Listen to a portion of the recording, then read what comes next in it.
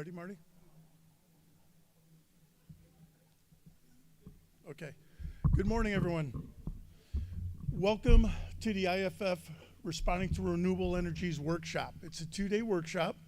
This is funded by the U.S. Department of Energy, along with our partnership with them over the last 3 years, including our partnership with UL Solutions and UL Fire Safety Research Institute. On behalf of General President Edward A. Kelly of the IFF, we welcome you here in person and also online. And just so you know, we're also going to be recording this, and the goal is to create some educational programs for our members to help educate them on responding to these new challenges in the marketplace. My name is Sean DeCrane. I'm the Director of Health and Safety Operational Services at the IFF. My background is from Local 93 in Cleveland, Ohio, and I'm really proud to be part of this program and to help deliver this program to you. At the end of the day, all of our research with our partners, both in the research facilities and within industry, is to deliver this message to the individuals who need it most. And that's our members, our firefighters, who are responding to these incidents each and every day. So I'm very proud to introduce 3 main supporters of this program. First of all, I want to welcome Local President Sam Dillon from Local 718 Boston Firefighters.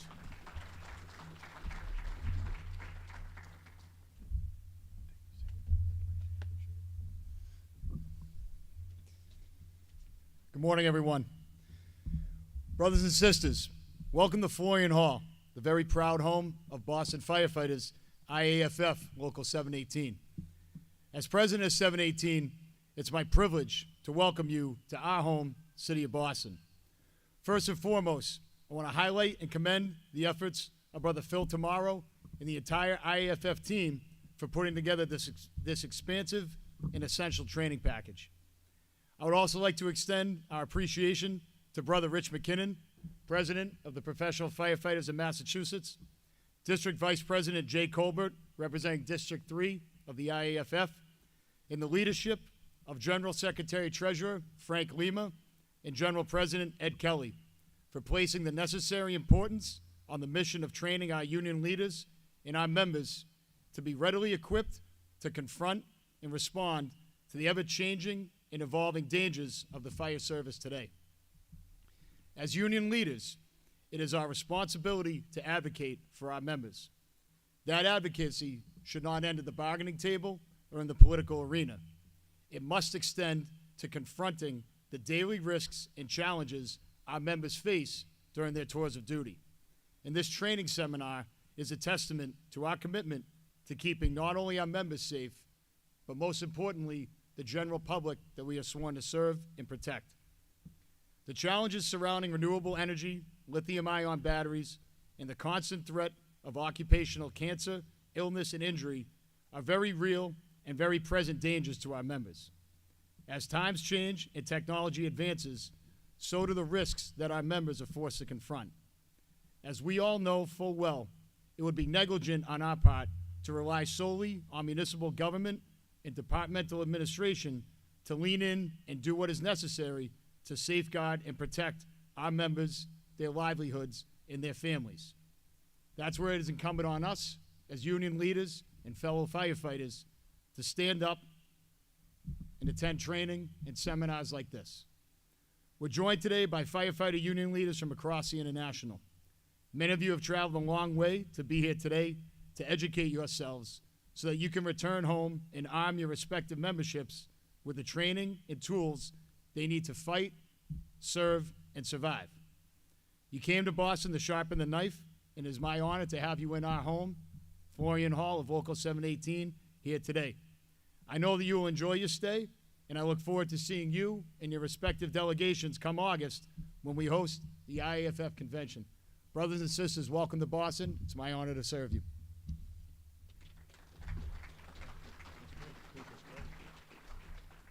President Dillon, thank you. Great start off to the day. And he mentioned President Rich McKinnon from the Massachusetts States Firefighters. I'd like to bring up Rich right now. Rich has been a strong supporter. To Sam and Rich's credit, when we started looking for a site for this location, we immediately started thinking of the Boston area, and Richie was the first to jump on and said, bring it up north. So thank you, Rich. Good morning, everyone. Thanks for having us here today, and thank you for participating in this program. Again, my name is Rich McKinnon.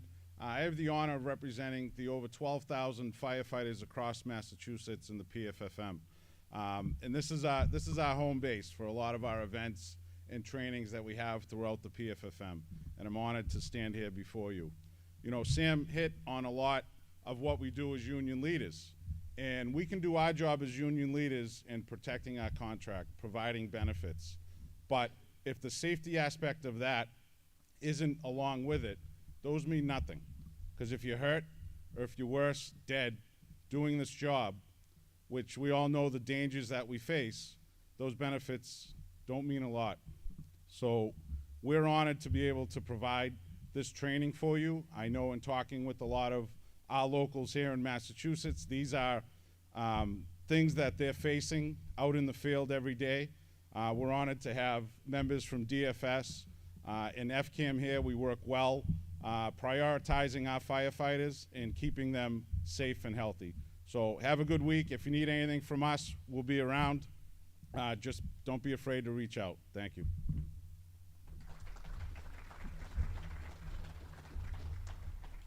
As President Dillon mentioned, we're led by General President Ed Kelly and also Secretary Treasurer Frank Lima, both active firefighters still serving on the line companies. We're also broken into 16 districts throughout the IFF, represented by district vice presidents. And we have very strong district vice presidents, but I can't think of a stronger district vice president than our next speaker, District Vice President Jay Colbert. Jay is also the chair of our Occupational Safety and Health Committee, which we met just this past week. And as President Dillon and Richie mentioned, you can look behind me under the Department of, or I should say the Division of Health, Safety, and Medicine, and all the areas that affect our members, from behavioral health to cancer to cardiovascular disease to responding to the interface to responding to lithium-ion battery fires. All of that comes under health and safety, and we're very fortunate to have a very strong leader as a chair of our Health and Safety Committee, District Vice President Jay Colbert.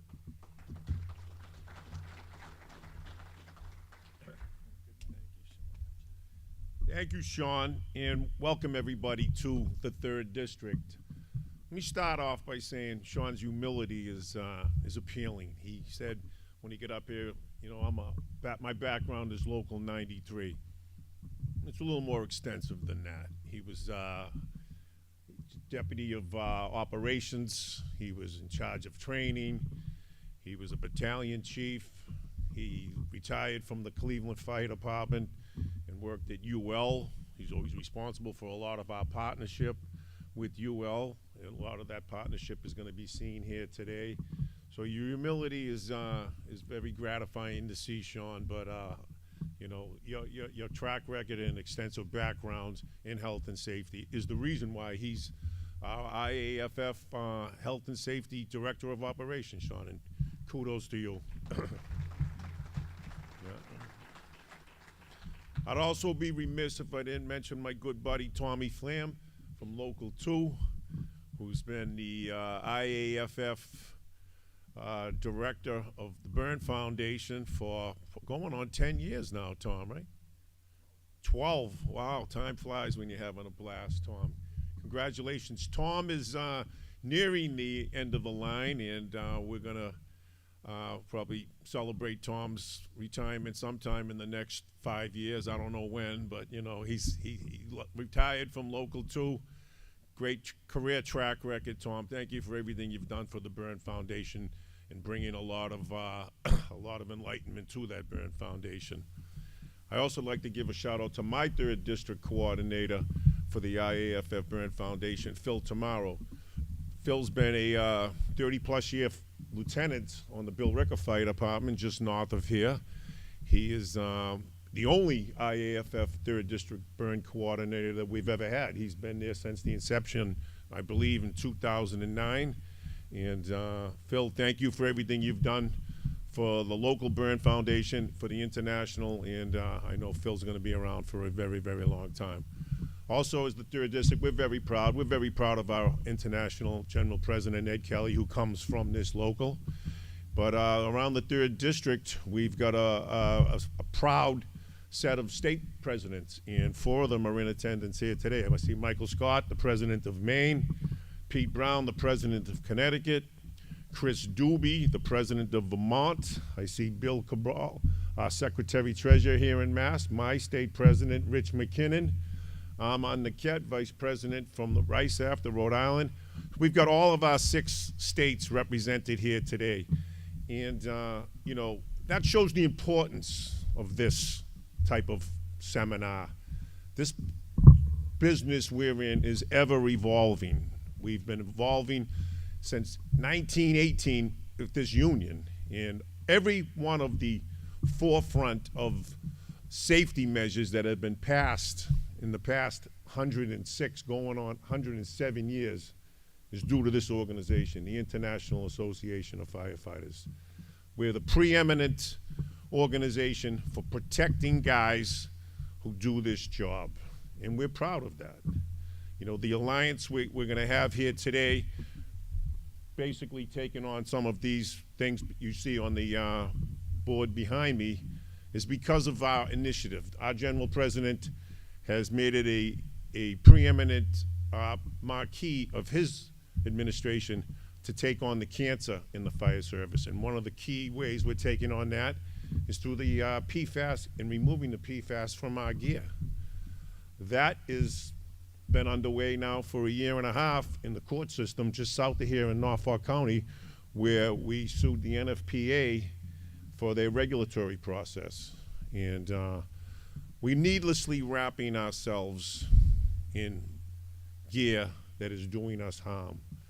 The classes you'll take, I believe tomorrow, Sean, on the PFAS, will show how we're taking initiatives to remove that PFAS from our gear and basically not wrapping ourselves in it needlessly every time we go out the door.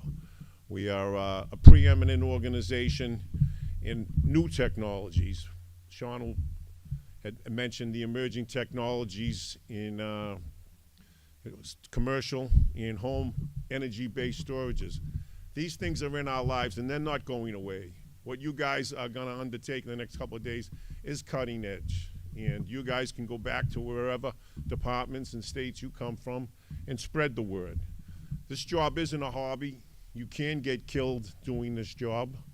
To train yourselves to be better at your profession and have your members be better at their profession is preeminent in our minds.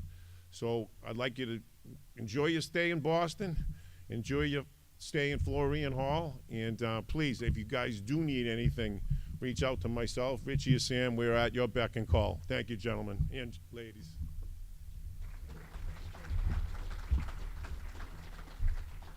Thanks, Jay, for those kind words. Those weren't in the speaking bulletins that I gave you last night, but thank you. So Jay, Jay hit it. We're here to learn. And the goal of these 2 days is to take the information that we've gleaned out of the research with our research partners and give it to you. Today's going to be focused on lithium-ion batteries. And as Jay mentioned, lithium-ion batteries, they're a staple in our lives. There are billions of cells that are operating in the field as we speak. There are probably thousands of cells in this room as we meet.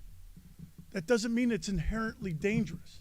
What we're trying to understand is when this new technology fails, what does that failure look like? And how do we respond? Because at the end of the day, we can have the smartest minds in the world working to solve challenges with new technologies. We can put in codes and standards. We can put in preventive measures. But when they fail, and they will fail, it'll be our responsibility as the fire service to respond and to safely mitigate that situation, not only for ourselves, but for the general public. So consistently, our message has been to industry. You have to engage us. We have to understand what that failure is going to look like so we can successfully develop a strategy to respond.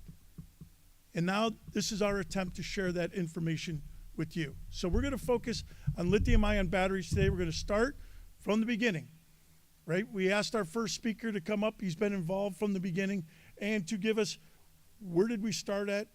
Where are we going now? Because this is just coming at us from a codes and standards perspective. I got dragged into this by one of our speakers, Lieutenant Paul Rogers, when he called from the FDNY, and I was representing the IFF and our codes and standards, and said we had 2 hurricanes come through New York. We had flooding from Midtown to Lower Manhattan, and now the building owners are looking to relocate their emergency power systems, and that relocation was above grade. So when they put it above grade, that's leasable space, and they're looking to condense that footprint, which means energy density. And the technology that met that challenge was lithium ion. But our codes were absolutely silent on that. And so we had to get to work from a fire service perspective, engaging industry. We'll have Christina Francis from Tesla in here because we have to engage industry to solving these problems, and we got to work. And then tomorrow what we're going to talk about other challenges with the DOE brought to us. And everyone's looking at energy performance of existing buildings. Can we improve the energy performance of existing buildings? They invested millions of dollars to develop these strategies. And what's the one thing they never thought of? Fire, right? So they came to us and said, we want to design energy efficient walls. How do we do it and also meet the challenges of protecting it from fire? And then as Jay mentioned, the PPE. We've invested a lot of money. We've invested research, and we have our best minds working at how do we develop our PPE to meet the challenges that we face each and every day and reduce the exposure our members are realizing each and every time they put on it. So these 2 days will be full of a lot of information coming at you. And we're hoping that you stay with us for these 2 days. Those of you who are online, you can come back to us. Like I said, we'll be recording this. We'll be making it available. We want to share it. But let me get to the speaking agenda, so I'm not sitting there rattling on.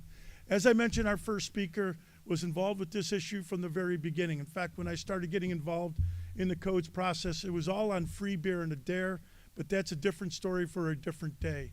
But I met an individual who was originally from New Jersey, and he had the fire service at heart. And that's when we started to form our friendship and our bond, and I've been working with them in the codes ever since. And so Bob has come from the New Jersey Fire Service. He'll give you a little bit of his own background, but I want to introduce Mr. Bob Davidson.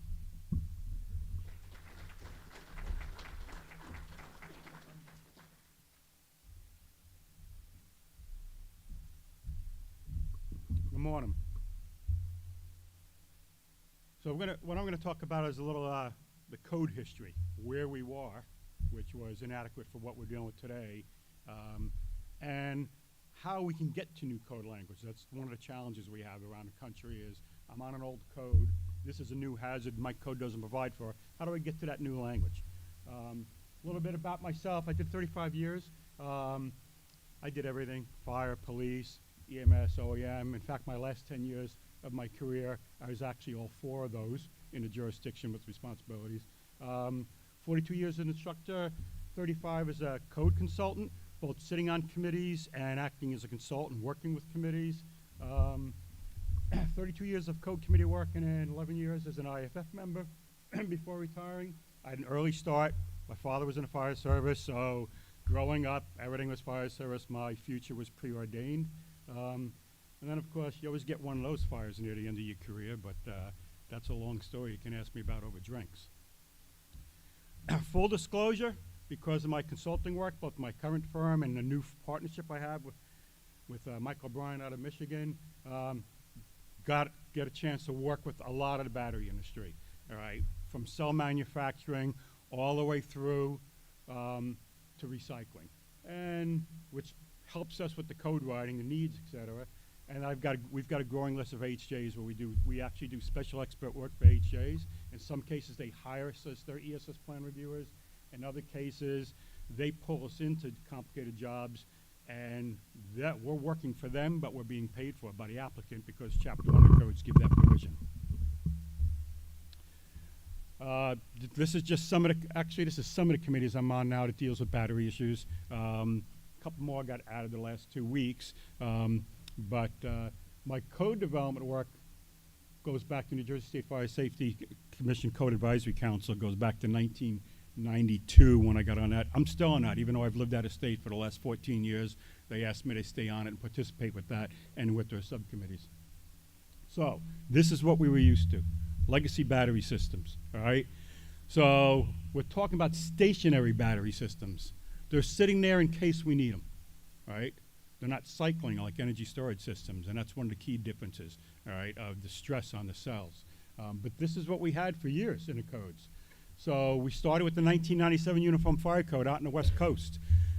Created this section because some of the fire marshals out on the West Coast were looking at the lead-acid battery systems, adding up the amount of electrolyte and saying, you're over the threshold for corrosive liquids. You're a high hazard occupancy now for the battery systems. And the telecom industry, that had a big impact on them with the number of systems they had. So they went to them and said, we got to come up with a different way to do this because high hazard doesn't work. So that's how we created the carve-out. We created the carve-out so that there's a place for them. They got to take care of secondary containment, but we didn't treat them as a hazardous material. We weren't treating those batteries. We're treating them as articles. So that's what got into the 2000 International Fire Code.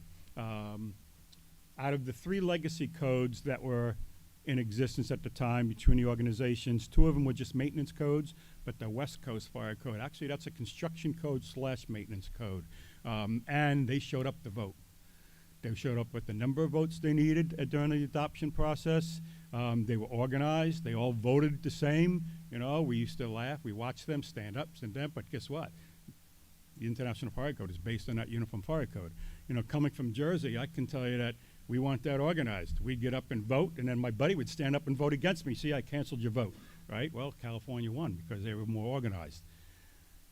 It wasn't an NFPA-1 yet. It didn't get into NFPA-1 until the 2003 International Fire Code, and NFPA-1 got matched. And that's one of the problems we had with our fire codes. You know, we're using 2 fire codes in this country, but we weren't keeping them in sync. So one part of the country using one of the codes would be covering a topic, but the other part wasn't. We had to catch up. We went back and forth. I will tell you, starting around 2012, we kind of reorganized that work, and those of us involved in the code process on both sides and said, look, we got to drop in both codes same time. So starting in 2012, we dropped PV in the fire codes. That wasn't my phone. So we dropped PV in both codes at the same time, all right? And that's how we've been trying to be consistent ever since then on anything to do with these new topics. So the other thing we did is we started adding other battery types, right? Okay, well, we had our lead acid, now we got valve regulator, we made a new section. Well, the next cycle we came along and said, you know what, in 2006, let's just merge it all into one, and we added a bunch of different batteries in there, and if you look, oh, look at that, we added lithium-ion batteries in 2006.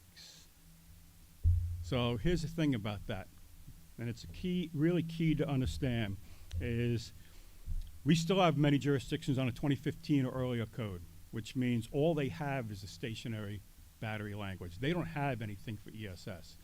But what happens is applicants say, well, lithium-ion's permitted, you got it in your code, right?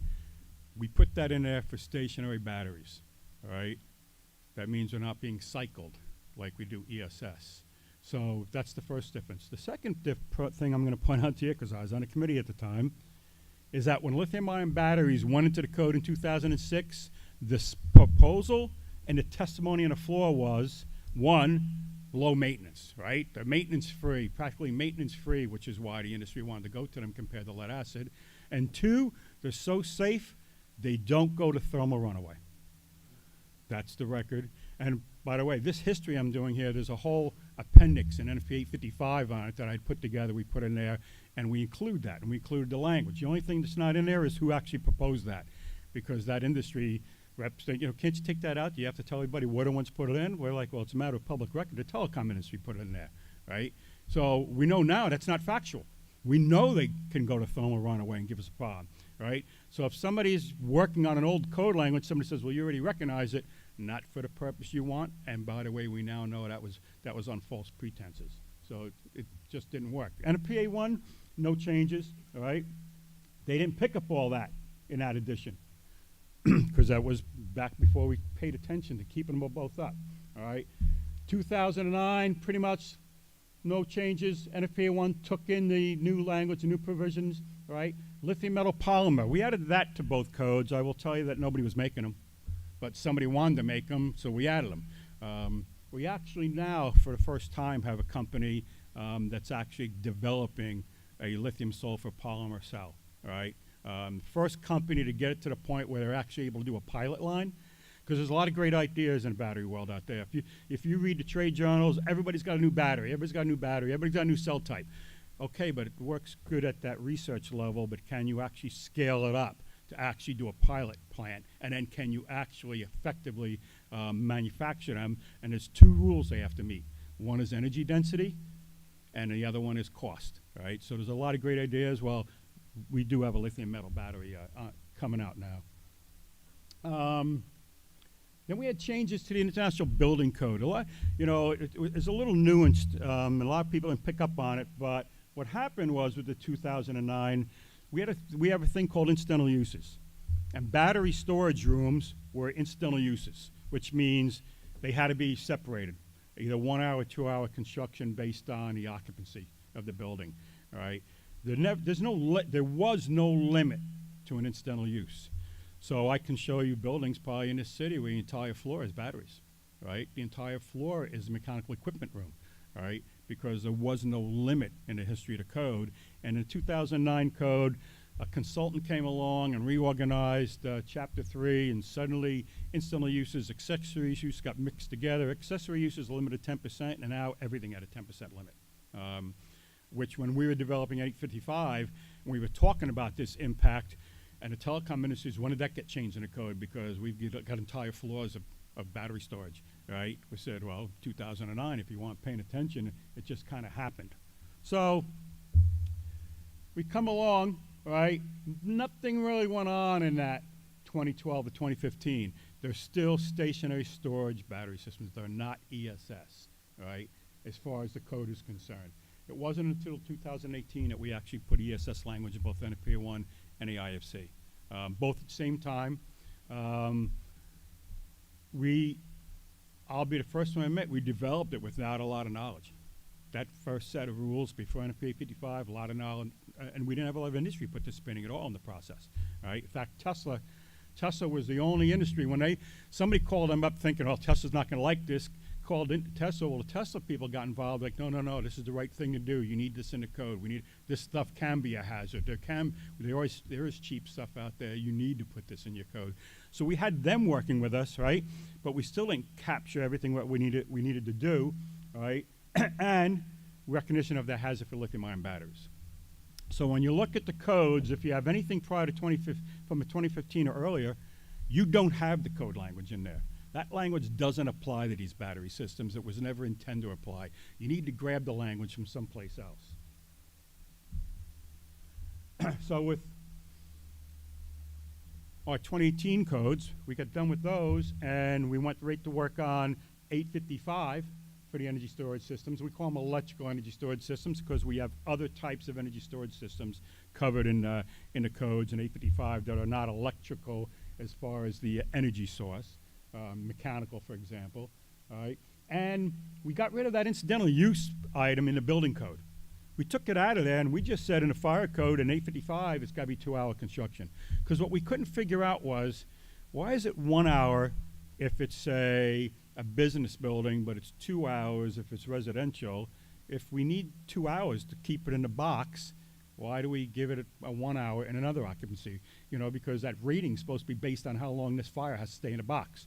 I'm not telling you we figured out yet we can keep that in the box yet. That's still a question based on some of the systems, but so we got rid of that, and just the building code points to the fire codes now. What do fire codes say? 2 hours that you gotta have.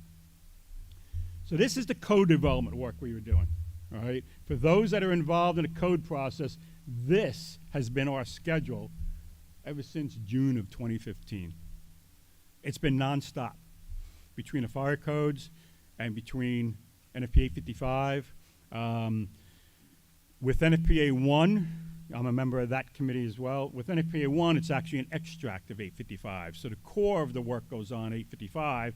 NFPA 1 extracts it in. Some jurisdictions make their own modifications to that additionally, right? So the work is really 855, and we're actually, this cycle, we just had a proposal at the first step approved to take the International Fire Code and point it to NFPA 855 instead of having all of its extensive requirements in there, so that we have one core document that everybody can rely on, everybody can work on and keep developed, instead of this type of a schedule. So currently we're working on NFPA 855. We did the first revision, and we're entering the second revision stage. So we'll probably end up voting on that at the end of the year. The IFC process just started. We got through the first committee meeting. We have another committee meeting to get through in October. And then we actually have to wait a year and a half for the final step. ICC changed their system. All the codes go one final step in 2026. And NFPA 1, we just started. We're just starting that initial process now. But again, the job we'll be doing is reviewing the extracts into NFPA 1 from 855 and seeing what needs to be added, what needs to be modified. So today's battery systems.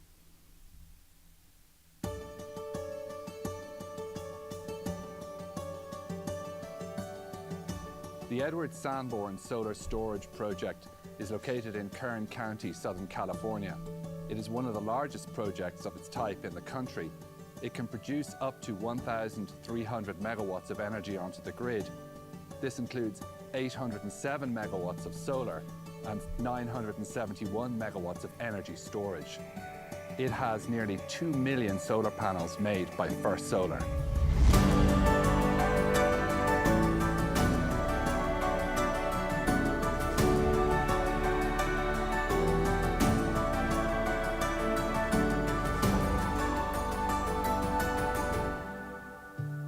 TerraGen is an independent power producer. It develops. So you don't have to watch the rest of that. So that particular site, TerraGen, they've got actually 12 sites. That's just one of the sites that they've installed in Kern County. We're just finishing up on two of the sites. They're finishing up some work that was held over with some auxiliary power they needed. But that's just one of dozens and dozens of sites. I do the plan reviews for Kern County. There's more energy installed in that county than anywhere else in this country, probably anywhere else in the world. Huge sites like that, 100 boxes, 200 boxes, and then the individual stuff around businesses and buildings, et cetera. We, unfortunately, we hold them their feet to the fire, and it's gotten that the consultants on the other side admit it's kind of a proving ground, because we know where to look in the paperwork. We know what the code expects. We know where to look in the paperwork. We know where to find the holes, all right, in the work and everything. So, I mean, we've had proposals come in where, well, where's your UL 9540 listing? We don't have any listing. What do you mean you don't have a listing? It's a core requirement of the code. You can't put the box in without a listing. We've had high-level calls back to South Korea in one case, and the CEO said we didn't think it was important. It's a core safety requirement. We've had in the code since 2018. Testing not done right, not reported right, et cetera. Deflagration protection. And that's the biggest one we wrestle with all the time, deflagration protection. And those that are in the room that are participating with NFPA 855's work knows that we've had call after call after call on explosion prevention and trying to get that section right, addressing some mistakes we made in the past that are what the protection levels we did permit that we now know can't be possibly calculated right. But that's just an example. If you're anywhere with land, open land, you should expect one of those installations, all right? Because that's the goal. If you have that much space, you're getting the solar like that, and you're getting the ESS like that, because that's how they're going to sustain the grids. That's the path they're on. I watched, with all the battery work we're doing, I'm watching everything. EVs are dropping a little bit right now, and everybody's like, that's it. That's the end of the battery world. I said, no. That just means there's more cells for an energy storage system right now, because they're competing for the same amount of cells that are out there, and ESS is not going away. And that's right down to the home. And to be honest with you, I've already got a contract in place. I just have to schedule the installation of my solar panels and 3 Tesla power walls on the back of my home. All right, so I'm pretty tough on the standards side of things and what they have to do, but it doesn't mean I think it can't be done properly. It's just there are proper ways to do it. So I'll be doing it myself because I'm going to cut my electric bill by 75%. And for me, getting close to looking for my second retirement, that's one of my important financial factors, right? So how do we get to these new codes? I'm on an old code. What do I do? How do I get to it, right? Well, the building code gives the building code official in Chapter 1 the ability to adopt the policies and procedures to provide for enforcing the code. The code generically says it's there to handle hazards, right?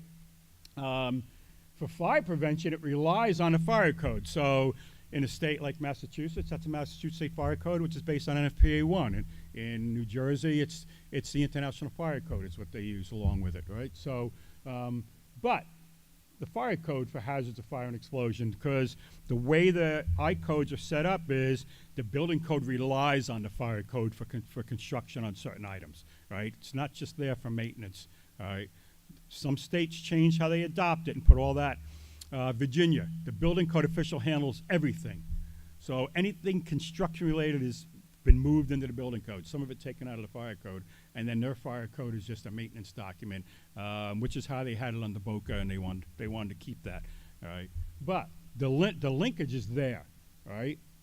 So if I go to NFPA 1 fire code, I've got a section here that tells me, well, if I can't find a requirement, this is a hazard, I can't find it in my addition to code, I can go to other applicable code standards, NFPA or other recognized standards, all right? I don't have to stay within the book. That gives me the opportunity to get to a newer edition of the code that maybe does apply to that standard. You know, back in the day, when I was still fire marshal, I used to keep a set of the FM data guide sheets in my office. It was like another reference standard, right? Because typically, we may not have addressed it in the code yet, but FM wrote a checkout, and they addressed it in one of their data sheets, and it gave me the answer on what to do with that hazard. And I used this type of language to get there because this language goes back to the legacy codes. It's been around for decades, buried in Chapter 1 of the codes. So, not specifically referenced. Well, guess what? AHJ has the authority to take care of it. So that's how NFPA 1 is structured, all right? The IFC is structured the same way, all right? We're regulating any hazard, right? That's the intent of the code, take care of those hazards. And if I don't have the answer in the NFPA, in the IFC, I can go to any other recognized code. So in the IFC world, what we tend to do is, even when we watch the code development process, we got done with the 2024 IFC. We knew what the language was going to be. The voting was done. The membership finished it. The board certified it. So we knew what the language was. They didn't print the book yet. So what we did is we printed extracts of the updated battery information, especially the battery storage language, right? Because nobody had battery storage in the IFC. We had it in 855, right? So, and then we handed it out to HJs like, well, this has already been voted on. It's valid language. The book's not printed, but this is the certified language. So they could apply it. In many cases, like California, they grabbed it and added it right to their state fire code. Matters not provided for. Well, if it's not covered, then it's decided by a fire code official. So what they did was we recognize in the code development world, we can't write a code that covers every single hazard you're going to run into in a field. It can't be done, right? First of all, think of the size of it, right? But with technology, we're always in a race to catch up with technology. Can't be done, so we intentionally write them with the intent, by the way, there is a way to get the newer language. Now, some with jurisdictions and their modifications, we did North Carolina with the presentation last time. In North Carolina, they actually deleted that language about getting to a new code, but when you read the statute providing for their fire code actually had that authority embedded in it, that the fire chief can, in fact, grab hold of and use whatever they need to deal with a hazard. Massachusetts deletes Chapter 1, completely rewrote it, but the intent is in there to be able to grab and mitigate hazards, right? And, well, if the answers aren't in your copy that you're currently enforcing, well, where you got to go? You got to go to those newer standards of care that are already out there, and that's what I like to call them, standards of care, all right? What is the current standard of care? We have a 2023 855 now, right? We have a 2024 NFPA 1, so for me, that's the current standard of care, and I like to use that language because when I have to deal with architects and engineers, they're supposed to be following the standard of care, right? Corporations, what's the standard of care? Standard of care is not a minimum code that got adopted 15 years ago, right? Standard of care that we know today of what the hazards are and how to fix them. That's how I like to refer to it. So the codes give the answer in a path. And if it's not in your chapter 1 because you modified it, well then read the enabling legislation. You're probably going to find in there that the language is broad enough that it says you have the ability when you identify hazards to mitigate them appropriately. And what do? Go to the current standard of care. So that's my portion. Yeah, you want to do questions at panel? Yep. Thank you.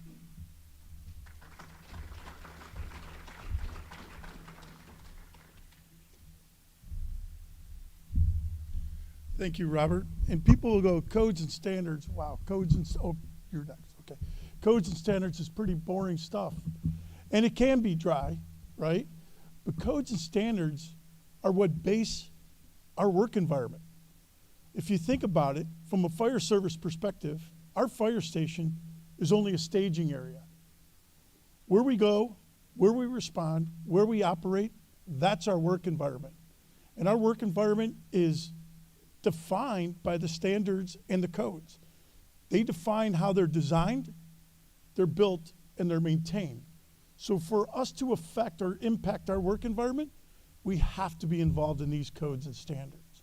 So it's important information, and there's also information in there for you to be able to be proactive to protect your firefighters at the local level.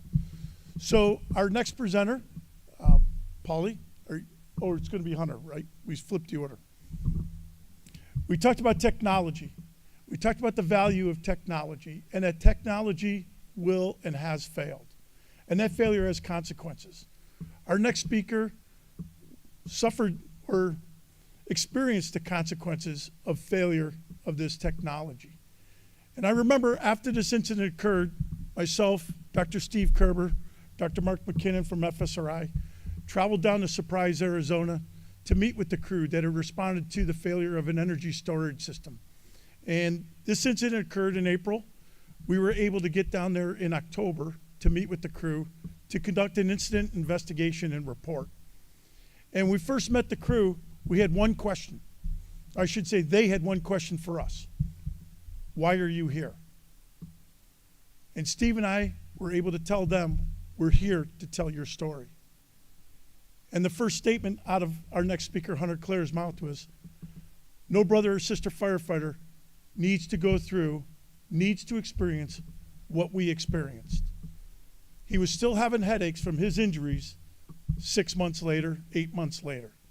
And yet his most important goal out of that meeting was to ensure that other firefighters were educated on what the contributing factors were, and more importantly, some recommended steps forward to reduce the chance of a similar occurrence. So I'd like to introduce a close friend, local president, captain on his hazmat company, Mr. Hunter Clare.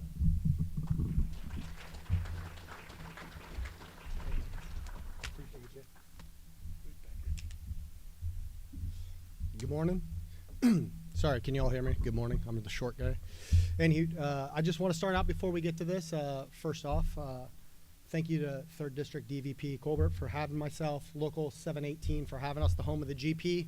Inviting somebody from the 10th District. I do have to represent my own district, right? And DVP Gilman coming all the way out from the West Coast over here to talk about our incident coming into play. I was lucky enough to be here and actually talk to the hazmat statewide consortium just about a month and a half ago, right, end of March, and it was great to have more conversation. Just know this is kind of the abbreviated version of all that, so I have my clock here, so my boss Sean doesn't yell at me too well. But we'll go over an abbreviated version. Hopefully if there's some questions that come up, you know, you can find me later. We can talk about that. But again, thank you for bringing us together. It's just a tribute to how powerful our IFF is all the way across the board, that we can learn from each other and not just sit in our silos, you know, and that's what our GST and our GP are bringing together, is coast to coast coming into play. So that's just a picture of Peoria. If you've never been around there, those are some of our units, kind of just a a play into what we've got going on. That's Lake Pleasant out there. It's a beautiful area. So if you ever make it to Arizona and want to sweat here in the middle of summer, we do have lakes. You can have a little bit of fun. Again, like they said, my name's Hunter Clare. I currently serve as a captain hazmat tech special ops back in Peoria, Arizona, which is a part of Local 493. We're an amalgamated local. I've been on the department for 20 plus years now, currently serving as the training captain off the truck due to injuries. I'll talk about those a little bit later. I also serve as the chapter president of the Peoria chapter of Local 493. So that's been exciting. I've been on the executive board for my entire career since I got off probation. I got on the charities and have worked my way up all the way through. Serve as a hazmat tech since 2007, also a paramedic in our organization coming through there. So it's an honor to be a part of it. It is a family business. If I came all the way to the East Coast and didn't represent my wife up there, my brothers are all cops. I don't put a picture of them because nobody likes cops, right? But anywho, my wife is up there. Those are her cousins and her dad when he was retiring. So they're over in Glendale and Phoenix going into play. And if any of you have ever heard about the Southwest Supermarket fire back in 2001, where us in Local 493 lost firefighter Brett Tarver, her father that's right there in the middle, Tom Higgins, was actually the captain on that call. So I always like to pay homage to him because when you have an incident that doesn't go the way you expect it to go, you need people to lean on, right, to help you get back in there and making sure that you were making the okay decisions, help you work through that. And, you know, he was in a very similar situation just years before and was there at the side trying to help me manage with the decisions that we make sitting in those right front seats. Kind of a background in our area. We are a part of the Phoenix Mutual Aid Consortium because everybody hears, hey, the surprise incident. But we're with Peoria. How did they end up out there? Well, we're very lucky in the Valley. We represent 29 Valley departments that go around, and it's automatic aid, closest unit goes. So basically, across 29 different departments, it's like one big fire department. That means all of our training's the same. We go to 5 regional academies, all teach the same exact curriculum. Our hazmat techs, our TRT techs, and everything else that comes into play go through our 200-hour classes, and it's all standardized. So the crazy thing is if you're thinking you're a company officer, you're a chief officer, anything like that, and you end up on a hazmat call, a fire call, a technical rescue call, you could have units that are not from your city or jurisdiction at all, and they would all operate on the exact same standard operating procedures that come into play. That goes for our special techs all the way across the board. Our equipment's the same, a lot of those things. It allows us to be a huge department and give, you know, a little bit more standard of care all the way across Maricopa County. Those are the 2 departments, Surprise and Peoria. So obviously I'm with Peoria. Surprise, Chief Abbott's in the back of the room here. He's one of my cohorts from the Valley, taught me hazmat tech when I came on way back in 2007 when he was still over in Tempe, but he moved over to the Surprise Fire Chief position and was the chief of that department when this incident went down in 2019. We both are chapters of 493 together, so luckily able to work very closely with them and come on through. I told you this is an abbreviated version, so I'll keep on rolling, but those are kind of breaks down of some of our departments. We work intermingled all the way through, have a good organizational standing. I have some videos that come in here. That's the APS building as to what it looked like prior to it. I'll play the video. Good thing is it doesn't have some sound, and I'll just kind of talk through as we go a little bit.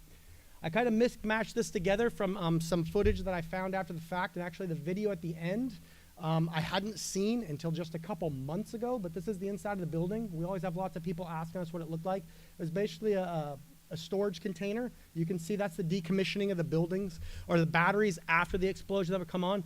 Quick little thought for you there. It took them 4 months to decommission this, and 4 months later when they were shipping it across, they went back into thermal runaway after they'd already been involved in the deflagration incident. This over the footage here is the one that I'm talking about. I didn't know that this existed. So that's some of my members getting wheeled in, and you can see the fire going on out there. The helicopter was over shortly after, and you'll see a little shadow sitting in that burning pile of rubble up there. That's actually me. I'm burning inside that, so the helicopter got to catch that as it came over. Some of my members are off the side, and you can see the building still smoking after the deflagration or explosion, depends on how you want to talk about it. So as we bump over, this is a background on the facility. This was just a 2 megawatt facility that was going on. It actually had a sister site in Peoria that was into play. So, you know, very stable. Lots of people think we come out and we're anti-lithium ion batteries. You know, I always like to let everybody know We walk around with these things in our pockets. They're in our backpacks everywhere. I'm probably sitting over there with 5 different lithium-ion batteries in, right? It's something that we know that it's there. The biggest thing that we ask going into these things and moving forward, and I think the importance coming out of these different conferences that we're putting on, is that to work with the industry, create true public-private partnerships, and says that if the fire department is going to be the people that mitigate your hazards, we're your response and action plan, then you have an obligation to communicate and talk with us. And unfortunately at the time, in our buildings that were going on here, was some of that was missing, right? And it wasn't that it was intentional. They were all in the code that was going on, but there was a lack of communication into the people, the responders that were responsible for what was going into play. So on this 2 megawatt facility, it kind of went down a little bit different, there was an incident. It happened at 1654, where they had an incident inside of the building. 1 minute later, after that, the remote monitoring station had an activation of their NOVAC system. Once that NOVAC system went off and it went out to stop anything that was going on in the thermal runaway, it knocked out all communications with the inside of that building, which was a little bit unfortunate because now we had no idea what was going on, right? And we were left to figure out where to be, how to act, where to go. You would have thought immediately the fire department would have been notified about that. We were not. However, about an hour later, a young lady driving home from work down the road that was out there saw what she described as smoke out in this field, and I'll show you the overhead view, and she called it in as a fire, which got surprise going. Now, this location that you'll see when we go to the overhead is a little bit more remote, so we were lucky with what we have in Arizona. We can build out instead of building up like you guys do here on the East Coast where land's at a premium. So it was kind of out there in the desert, April 19th. The captain that was on that truck, Sean Marty, hazmat tech, just not on a hazmat truck. Knew him from training. He's now a battalion chief, so congratulations to him. But was out there and said, hey, in this area, time of year, maybe we have a brush fire. And he brought the stuff and he called in. When they got on scene, he saw the smoke. He said, something's not right. And he balanced it to a hazmat call. And that's when we got picked up going in. So Fire Station 304 was the first on scene. I like to give him a lot of crap. He had 4 firefighters, and they showed up with 3 different pieces of apparatus, so I've always thought that was a little bit funny. And then they parked downwind. So if you ever see Sean Marty, give him a little junk for being a hazmat tech and parking in the wrong spot. But we got picked up on the balance of the dispatch for hazmat. And as we got out there, I remember one of the first things. Remember, our career is based on happenstance. You really don't know the calls that you might get that give you that experience, but we build those slides in our head over a career, right?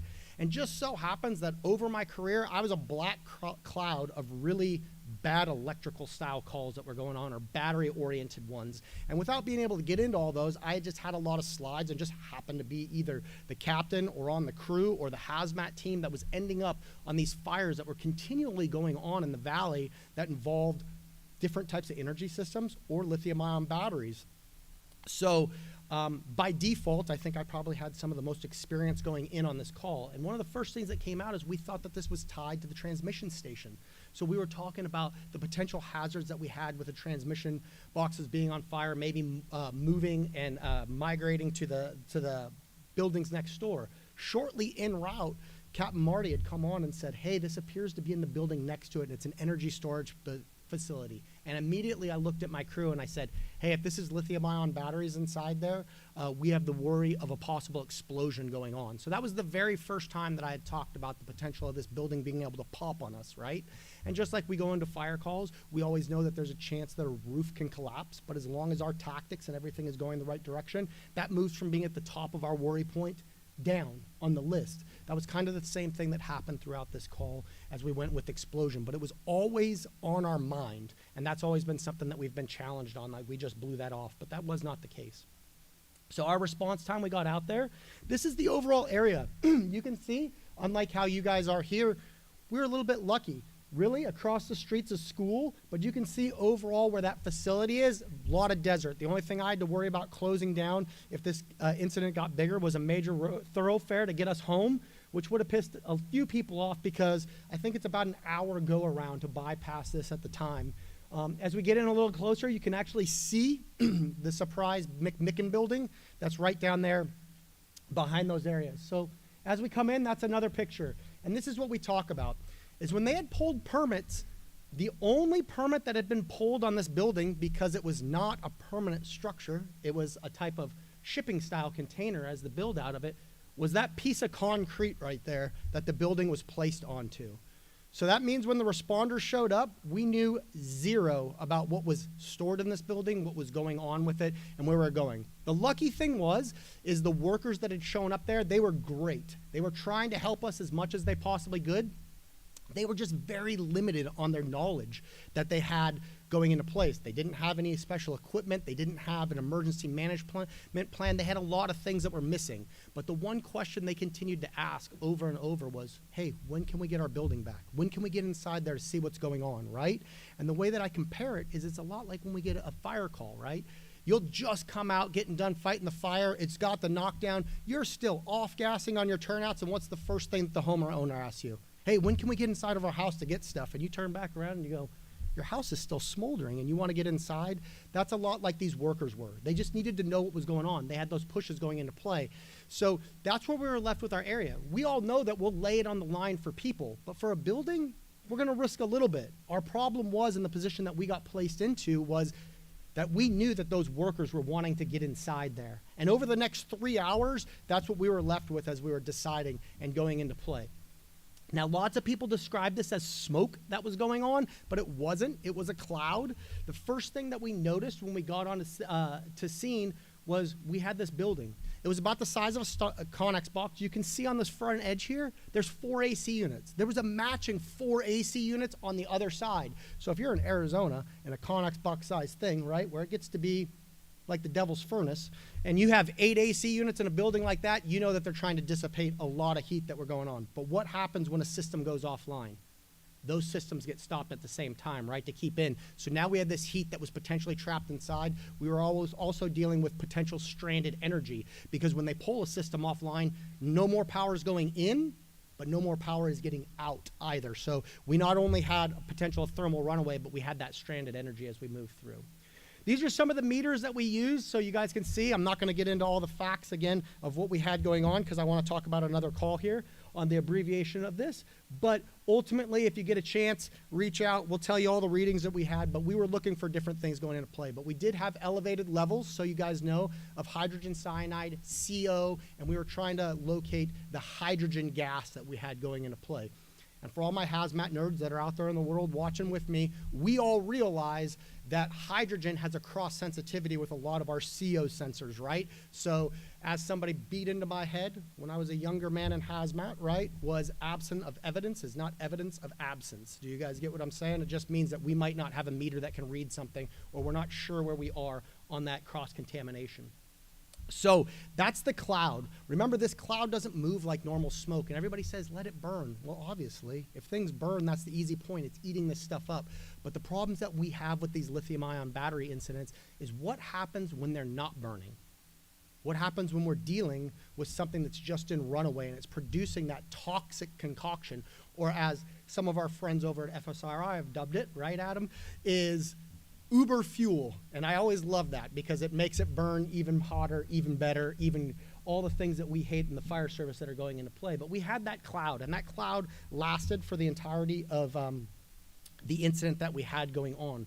Those were our hot zones. I like to keep it that we made 4 entries. Now, when I say 4 entries, everybody thinks we were going in and out of that building 4 times. We were not. That was the hot zone, and all of my hazmat techs know we were establishing the perimeter, seeing where it was. Over the course of 3 hours, this incident went from having a cloud that was going about 100 yards out into the field to isolating down just to the building. And as we know, sometimes the best thing that we can do is nothing. But we still had this building that we had readings going on inside. Anytime we stuck our meters and wands inside of it, we would get the same readings that were going on. We knew that we had things that were explosive. We knew that we had things that were asphyxiants, right? And we knew things that were a lot of hazards to people that weren't turned out the proper way that we are. So on those 4 entries into the hot zone, we were establishing what our readings are and where we could and how this incident was going. On our very last entry, on the 4th one, we made our first entry, where we decided to open the building. And I'll give you that design as we came through. So you can see what our cloud looked like. Some things on the other side. We were using a lot of our areas, like we say, tick cameras. Again, a metal building. April 19th, we were ticking the building. The highest reading that we had was about 140 degrees. It was in one area that was about the size of an AC vent in between those 2 AC units on that side. Over the course of the 3 hours that we were there, it reduced to about a football shape and 130 degrees. So nothing too hot. And we were trying to figure out, did we have a fire with hazmat or a hazmat with fire? And to the layperson, you're like, who cares? But to all of us nerdy people out there, we get it on the hazmat teams, is a fire with hazmat is pretty easy. If we knock down the fire, usually that hazmat emergency goes away. But if we have hazmat with fire, right? Now we have the potential that the hazmat's creating its own oxygen, creating its own fuel source, creating its own heat, and we're moving through there. This is what it looks like as we decide to make an entry in, and I'll talk about that. So you can see that cloud has kind of gone away, right? Hours into the incident, it's now dark outside. And we had the same readings going on inside that we had on this building. We came up with a plan. Never walk into something with just one plan. We had two. I wish I would have told you I had three, but I didn't, right? And everybody was a part of the decision-making process. All the crews there, we utilized some of our other teams from around the valley over the phone, our safety officers. Even the company was in our hazmat huddle as we made this plan, and everybody had a chance to add input, take it out. We came up with a two-planned approach, presented it to everybody. First one was this, worst-case scenario. We make way into the scene. We do a 360 of the building. We monitor to see the fuels, right? See what we're readings. If that's that, we'll make entry to the door. We'll crack the door. What we felt would happen is as we cracked the door, that cloud that was inside was still in there. It would roll out. We would get the readings. If the readings matched, we would continue to go in. It would get the oxygen that it needed. That fire, if it was there, would kick back up. My nozzleman would hit it. We would back out. We would let this thing catch back on fire, burn down, and in 6 to 8 hours, we'd all go home, right? We just would have burned that thing to the ground. That was worst case scenario, right? Scenario number two was things are going a little bit better. We do all the same stuff, but on this one, when the door gets cracked, it doesn't heat back up. It just airs out, we back out, and in 2 to 4 hours, this thing airs out, we go in and read it again, and we turn it back over to the company that has it. Good day's work, right? That's where we were, everybody was in on it. Went around the things, anybody got a question, anybody got a challenge, and the last thing out of the company's mouth was, so you think we'll be getting our building back soon? And I was like, good gosh, right? That's where we are. But we risk our lot to save savable lives, and they were our potential. Had we walked away and turned it over to them, the last thing that I said to my battalion chief was, if we turn this building over right now, they're going to open that building, and they're going to die. So I set up our plan, and as we went in, since I was making a calculated risk as the captain on that scene, and I had my crew members going with me, I said, there's still a chance that this thing can blow up. So I'm going to be the only one that opens this door and puts themselves in harm's way. I'm going to have you guys off on the angles because of what we have going on. I had my two firefighters off to the side. My junior person had 3.5 years on the job. I was actually his RTO in the academy, and Jake was on the nozzle. And all Jake got told was, hey, if this thing flashes on us, hit it just so we can back out. That's what we're looking at. But then we're going to let it burn down. Matt Cotini was over there. He was my other senior firefighter. He kind of sherped some stuff up for us. My second in command, which was Justin Lopez, was off to my left. He had to have some of my meters. He was my engineer, my driver. He was kind of at the door and had to keep the door open, and I was going to be in the main entryway. So we did this. We went all the way around the building. We circled it. We had the meters going on. We said, okay, readings are still the same inside. We're going to make our entry into this building. As we crack the door, you guys can see the cloud comes back out. I had a tick camera. I stepped inside the building. I ticked down the directions, looked at it. I came back with a reading, and I said 104 degrees, no active fire. I looked at our guys. I said, let's back out. And I still had my tick camera up like this. And as we stepped back to go, I saw a flash start up on my tick camera. And I went, what is, boom? And I ate the explosion, 100%. It knocked my people back, so you can see some of the destruction of the building as it goes through. It knocked my firefighters that were off to the side about 10 feet back and knocked them out. I ate the blunt of the explosion, and I was driven back and into the fence, created a hole through the fence, drove me into the ground, and I continued to cartwheel across the desert. The fence was about 20 feet or so back from the building, and I think I landed like 90 feet outside of that. In the desert. My engineer, Justin, followed me through it. Unfortunately, the door hit his leg on the way out, and him and I took the brunt of the damage. You can see some more flecks on the building that had gone into play there, how much it's bowed out, the things that it blew off, and that beautiful green door that hit one of my members. And that bush right there, that's the bush that you saw on fire. That's what I was laying and burning. The one thing that I do have to say for all my company officers out there, make sure that you instill that stuff in your firefighters as they go up, because I told him to hit it as it came over. And when he came back to, he still had the nozzle in his hand. And he looked at the building, and the building was just smoking, but it wasn't burning. And he looked out to the left, and there was fire out there. And he said, Skip told me just to hit the fire if we go. Good thing he did, because that was me burning in the bush. And had he not put water on it, I wouldn't be here talking to you. So a credit to the things that we put into play and his thinking, even in those scenarios. Obviously, the 304 crew went into complete effect. Sean Marty and his crew, I'll forever be in their debt for taking care of me and my crew all the way through. Those are my crew members. I don't talk about their injuries, and I'm not going to get into all of mine, but because people like to know the severity of this, let me put you out there with the injuries that I sustained outside of that. They called me 3 different times throughout the scene that was going on and the night that was into play. I suffered a traumatic brain injury that was paramount to or equivalent to me having a massive stroke. I lost eye perception in here, kind of messed up my vestibular system. I broke my neck, C4, 5, and 6. I broke my back, T4 through T9. I shattered my scapula on the right side into 5 pieces. So my arms, quite a bit shorter now on that side, which is kind of a cool party trick. I broke ribs. I was bleeding out internally. I shattered my hands. Broke my hands. I amputated my feet, but they were kept in the boots. They were able to medically, with metal, put those back on. I suffered burns, broke my feet, burns to my legs, feet, back, torso, neck, head, face. Luckily enough, this pretty thing's still here to look at all you. But those have healed up. So I'm back out there. I am not cleared to go back to duty on a truck. The doctors will not sign off on me on that point. So right now I'm stuck in the office doing training captain, which I love training, going through there. But that was one incident. And I know with us coming short on time, I told you this is abbreviated.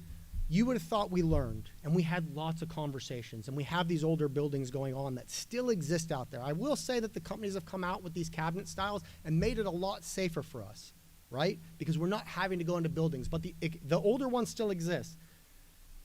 April 18th, 2022, one day before the 3-year anniversary, other side of town in Arizona, we get kicked out to this. This is the Chandler incident. It's AES and SRP's building, larger facility, 10 megawatt facility. If you guys see this, they have the same thing go on. They have a heat indication with the remote monitoring system. The system goes off. This time, instead of being a Novak system, it ends up being a water system, so you can see all the sprinklers that are going off of, right? They lose all communications with the inside. We have the doors going on. We have a crew that shows up on scene. Captain of the first crew on scene happens to be a hazmat tech, just not on a hazmat truck, sees this white cloud, very similar, and goes, holy crap, this seems like surprise all over again. So we get dispatched to the other side. The reason why I show you some of the footage is to show you the massive size of this building, but also to show our robots. So all these years later, we had gotten some robots that were able to go in. We ended up essentially creating the exact same scenario. But as you look at it, 10 megawatt facility, right? Little bit different on our evacuation zone, way more in a commercial area that was going into play. We had to evacuate more buildings, sites a little bit larger. You can say the AES building on the side there. If you look at that big picture and look in the back corner, what do you see? The white cloud coming out of the building. We used our drones in these areas to do the exact same stuff that was coming into play. So we were able to work together, open the door. You see that white cloud that's there? This is just some footage of our one robot working. So we worked them together with our drone flying over the top to lock the doors open. You can see the water coming into play. And we like to show that footage so you can see our robots doing some of the same stuff that our firefighters did. Biggest thing on this call when we got in here, it happened on April 18th. For the first 3 days that I was there, right, they listened to everything I had to say. And on day 4, everybody stopped listening because the company and everybody else was going to the floors above us. We like to call it the 3rd floor. And they started saying, hey, we need something to be done. We need something to be done. And it eventually came out that says we don't pay firefighters to do nothing. So we were involved to go in. We were lucky enough to be able to use robots on this one, didn't have a bad outcome. Incident happened on April 18th, 2022. We had to stage firefighters on it until the 29th of that month before we could deem that we could turn it over to the company. And they still had people sitting on it May 27th of 2023. That's a long time. So think about some of your jurisdictions if you had those resources to be able to sit on those buildings. With that, I know that that's my time. This is the abbreviated version. Again, I can't thank you all enough for having us out here, thanking the IFF for us to get in. If you ever need anything, please reach out for our information. But it's a pleasure to be a part of this, a pleasure to be out here, and you've got some more great speakers. Thank you for having me.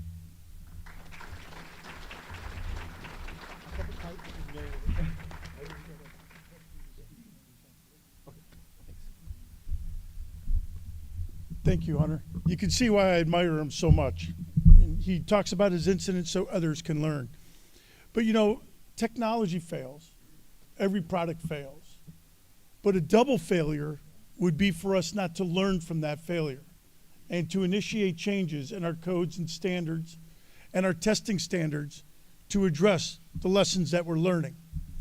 And when we went out to Arizona, we took the NIOSH model, right? We weren't there to lay blame. We weren't there to identify individuals. We were there to identify contributing factors and develop some recommendations moving forward to try to reduce that likely occurrence of it happening again. And it takes a real effort to affect change. And within the IFF, we have 350,000 members, and we have a lot of great talent within our organization. And we started to reach out to that talent, and we said we need to make changes. We need to make changes to the testing standard at UL 9540 and UL 9540A. And you'll hear from Adam later today. Adam was extremely, extremely important in developing those lessons. And we also looked at NFPA. And NFPA was starting NFPA 855, which is the installation standard for energy storage systems. And that required a fire service input. So one of the people that we turned to was Lieutenant Paul Rogers from the FDNY. I told you, that's who I have to blame for dragging me into the world of lithium-ion batteries. But I could not be more proud to be friends with both Hunter and with Paul. And Paul's going to talk about some of the changes and some of the new developments that we were able to be a part of, and extremely important for us to be a part of. So Paul, please talk to us about the testing. Thanks, Sean. And Sean has been really, really good on helping me when I first started this energy storage systems back in 2013.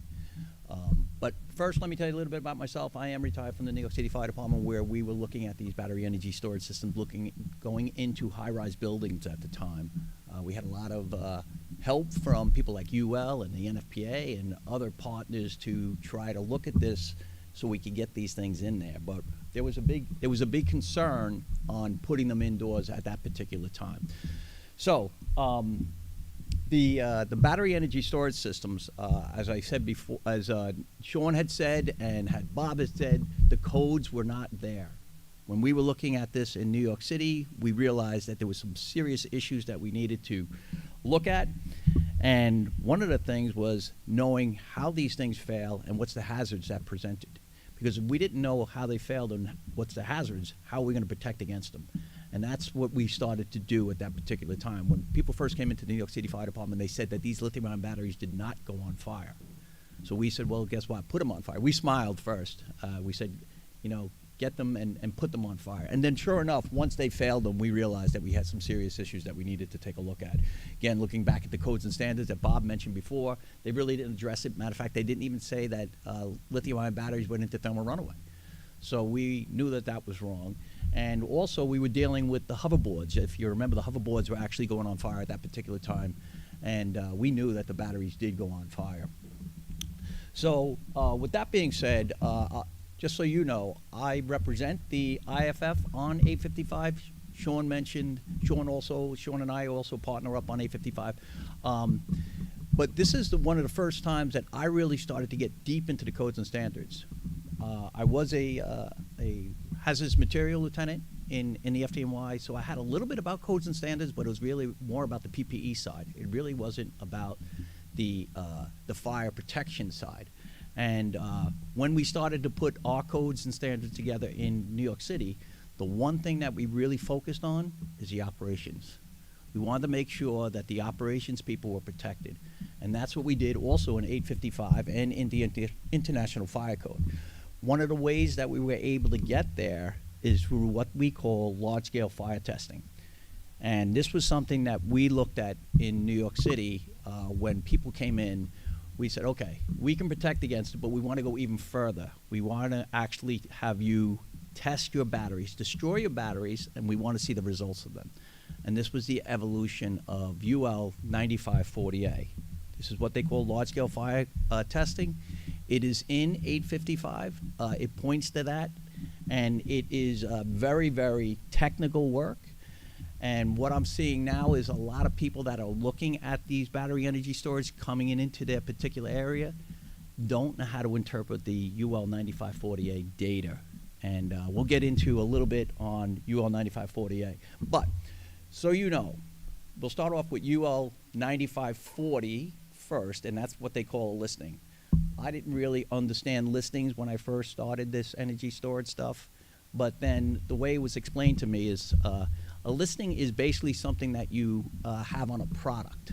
So the battery energy storage system would be the product, and the listing would say, all right, it's safe to actually go into this particular area, or the risk had been reduced as a result of it. We all have refrigerators in our house, right? We all have that refrigerator has some sort of hazardous material. How do we know it's safe to put that refrigerator into a place that we sleep and that we have, our kids and everything like that inside the house? It has a listing. So with that being said, that's a little bit about listings on how it looks at the product itself, and then they put that into an actual location. So UL 9540A, it looks at different things, the battery energy storage system. And you can see I have a whole mess of listings that are up there, but it gets right down to the cellular level. The cellular level has a listing, right? And then you go into a module level, which has a listing, and you go into the inverter that has a listing. So you can see the whole package has a listing. And then what they do after that is they take that battery that is now all listed, the system itself, and they destroy it. They actually attempt to put this thing into failure because they want to know what is the results, what happens when it. And the goal behind that 9540A testing is actually to try to stop or prevent the spread of fire within the product itself. And that was huge. And that's what we wanted inside of high-rise buildings. We wanted to make sure, like, if it did fail or it did go on fire, we want to make sure it doesn't continue to spread. Without anything, without fire protections at all, we wanted to make sure that this thing would not spread within the actual building. When they first developed 9540A, and I see there's a couple people in the audience here that were involved with that, we were concerned because a lot of the industry couldn't pass the test, or they couldn't finish the test. So like, holy cow, we've just created something that may have just destroyed the industry. And we were really concerned about it. But what it did is it actually forced the manufacturers to start developing and changing their systems to try to control heat to make sure that we don't continue to have the spread of the fire if it were to fail.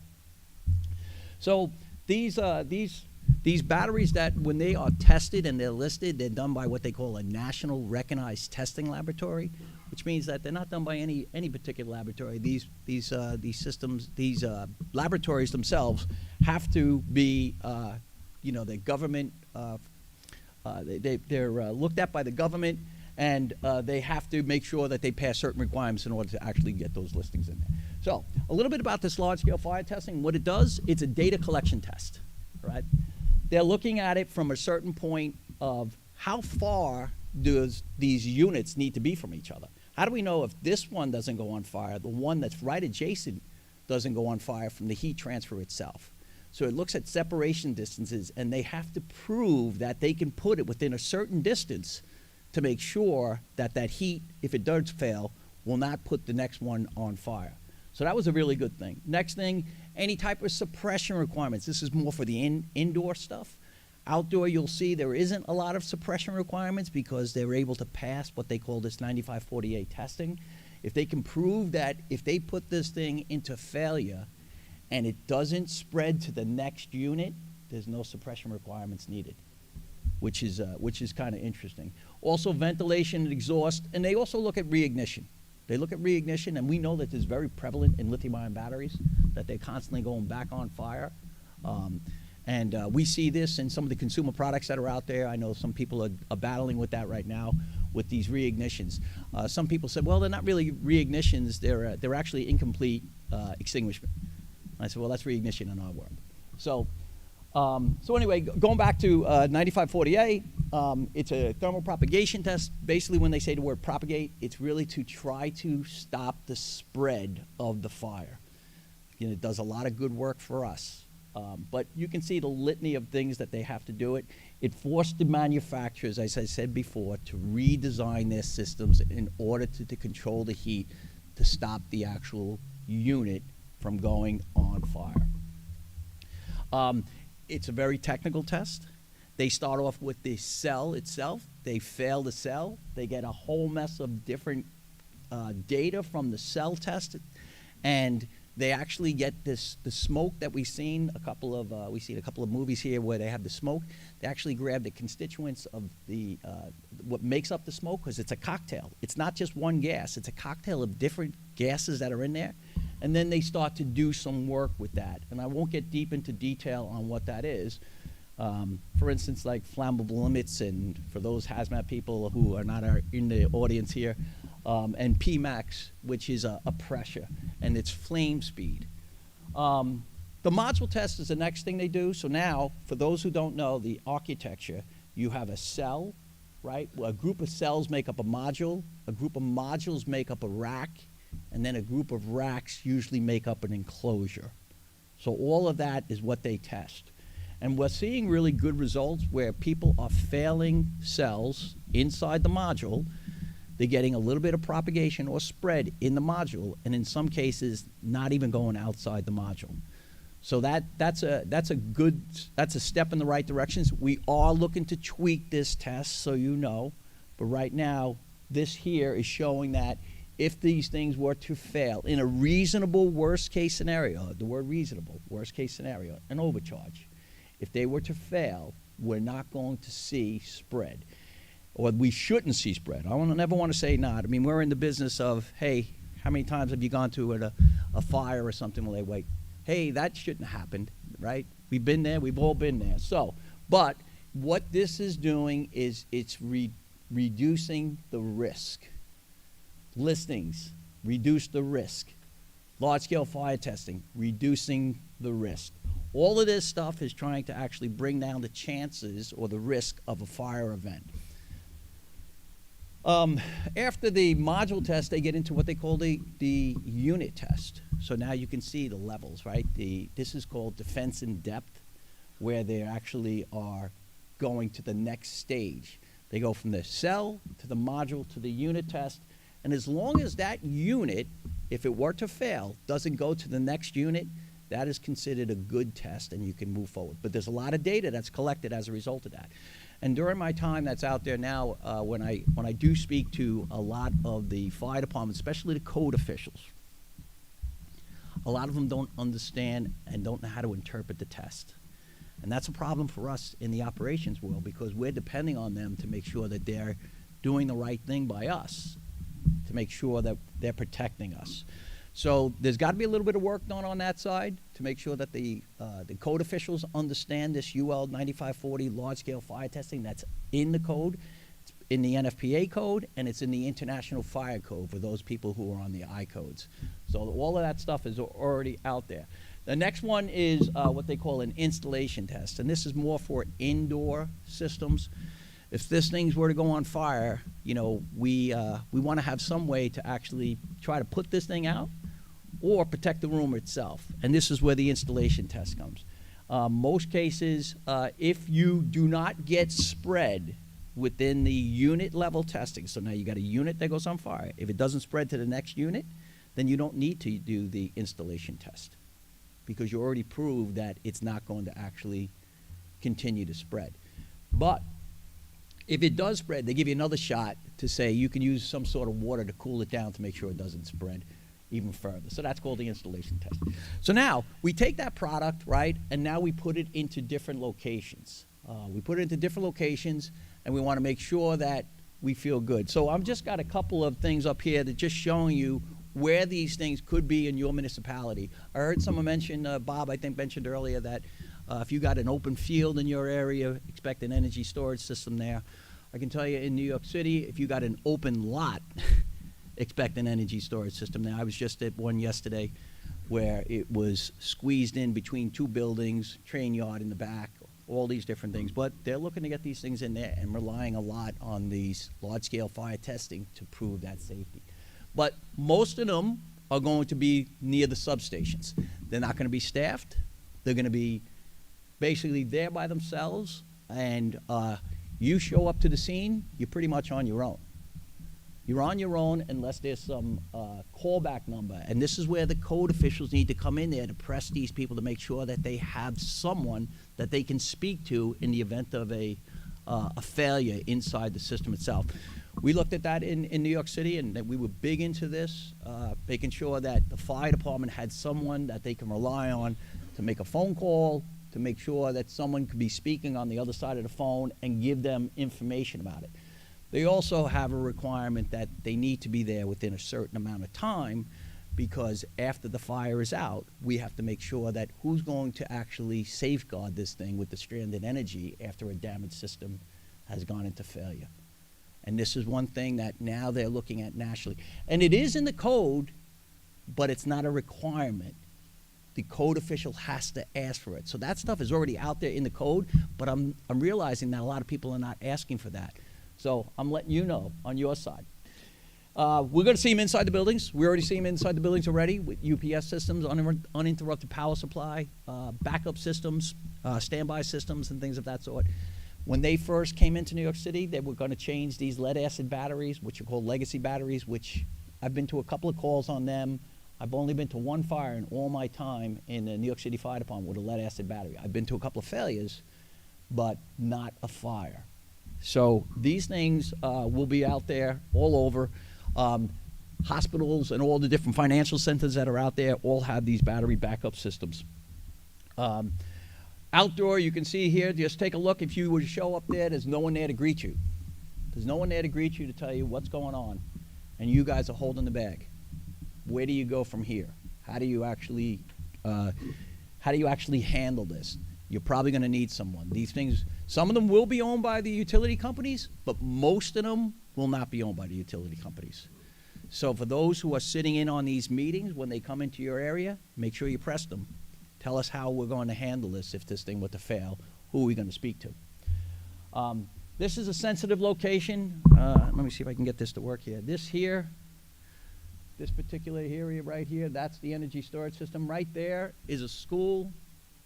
That's a school here, a house of worship right here, a bowling alley right here, residential right here, and this is a train line.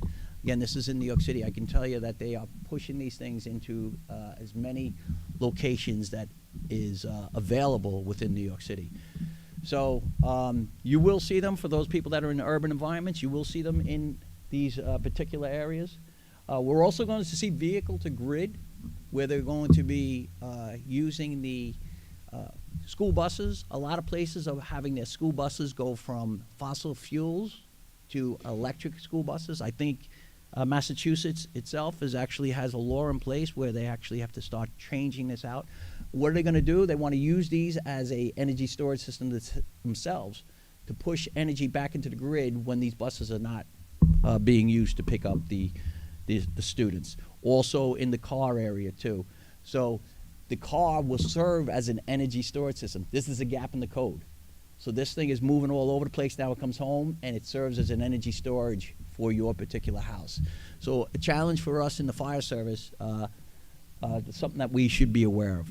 Other things that we're seeing, this is brand new, barges.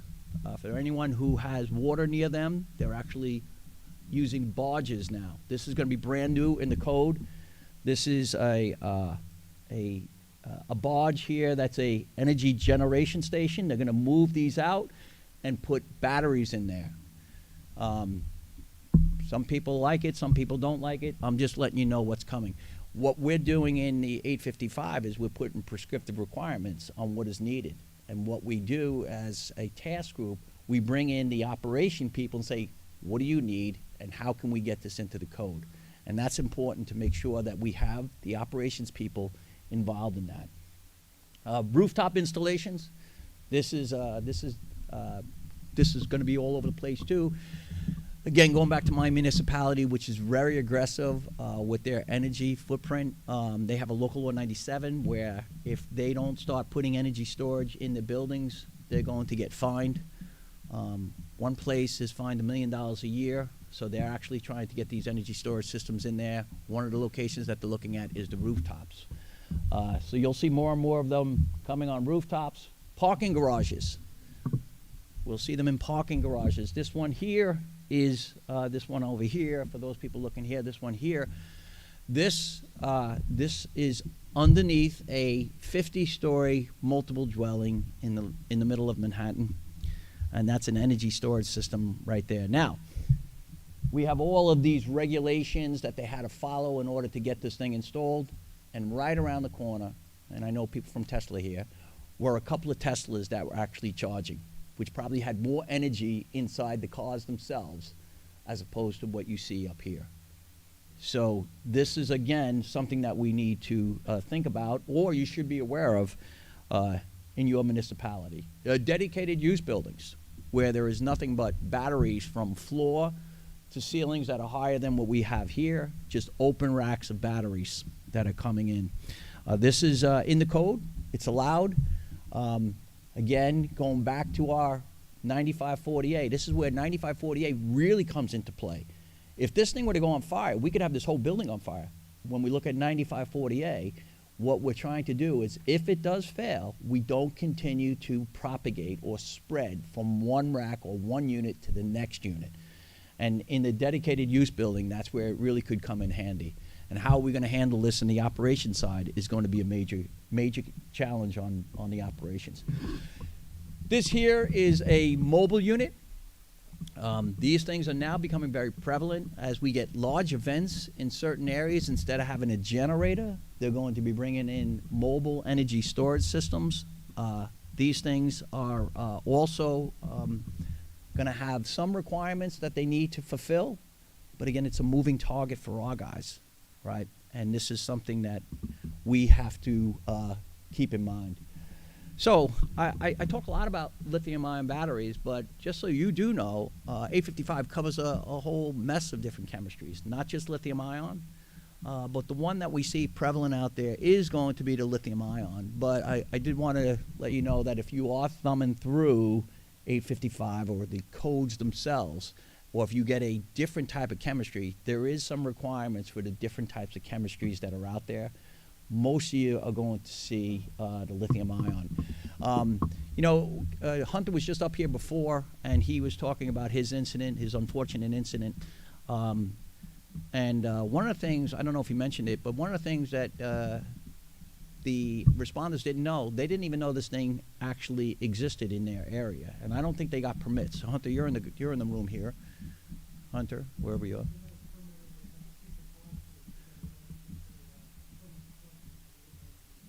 So the only permit was for the concrete, right? So there was one permit for concrete, and that was it. Everything else just went by the wayside. It was owned by a utility company, so that was another thing. And what we did in 855 is we made sure that if the utility companies are going to lithium-ion, they got to follow the rules. Lead acid, we give them a break, but when you get into lithium-ion, guess what? Now you need to follow the rules. All right, let's just quickly go over some of the fire suppressions. We have some of the things that are in there if it does go on fire. So you see here a sprinkler system with water. Water is a double-edged sword. It may be able to cool it, but it may actually go back on fire later on. So I have to be very careful to say that water is not the end-all, be-all. When we were doing initial testing on this in my municipality, not only were we looking at water to cool it, but we wanted to know if there was going to be electrical leakage that was coming back to the person on the nozzle if we were indoors. If we had to go into a battery room, think about coming through the front here, you got a nozzle and you're putting water on this thing, is that energy going to come back? So we did a lot of work on that. Here's what we concluded. We concluded that you can get pretty close, but I'm not telling you to get close. Use the reach of the stream, obviously. But anytime we added anything, foam, any type of agent to water, it became more conductive. And that made it easy for us. Because you know what? We're just going to use water. And that was just regular water, not salt water or anything of that sort. But you can see we asked, does the water work? Clean agents is another thing that we have in here. You'll see some people who say they want to use clean agents. For those who don't know, clean agents basically is an aerosol that will actually try to stop the fire triangle. And we're seeing there's more and more problems with that. They had that in Hunter's Place. It basically retarded the fire from taking place. And then eventually when they allowed that clean agent to get out of the room itself, the oxygen came in, and sure enough, they wound up having an explosion. All that gas buildup exploded. But if this thing went on fire, we would have been able to probably consume a lot of that gases. So when that thing when that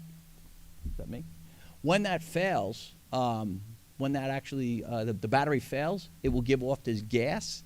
If we can burn it off, that's a good thing. That's a safe state for me, right? Because now we just reduce the chances of any type of explosion because we're burning off the gases that may be emitted as a result of the failure itself. Making sure that we do have some sort of water availability. I've been to remote places around the country where there's no water at all in sight, but some people have a robust, shuttle. They can shuttle water there, and they want to use that. If not, you may want to have a tank there. For those people who are in those remote areas, you may want to make sure that you have something for your firefighters. You may not use the water. It's always nice to have, though, right? It's always nice to have water at the party, just in case. It may be something that's outside the battery energy storage system that you need to extinguish, that the heat may transfer over to the battery energy storage system. This is just showing you what a clean agent is, right? It's an aerosol. Something happens, it triggers it, it puts it out. It's supposed to retard the fire triangle. We haven't seen evidence that it actually puts out lithium-ion batteries. And no people from UL, I would tell you to speak with them, but we haven't seen any data that shows that this stuff actually works for lithium-ion batteries. Maybe for other chemistries, but not for lithium-ion.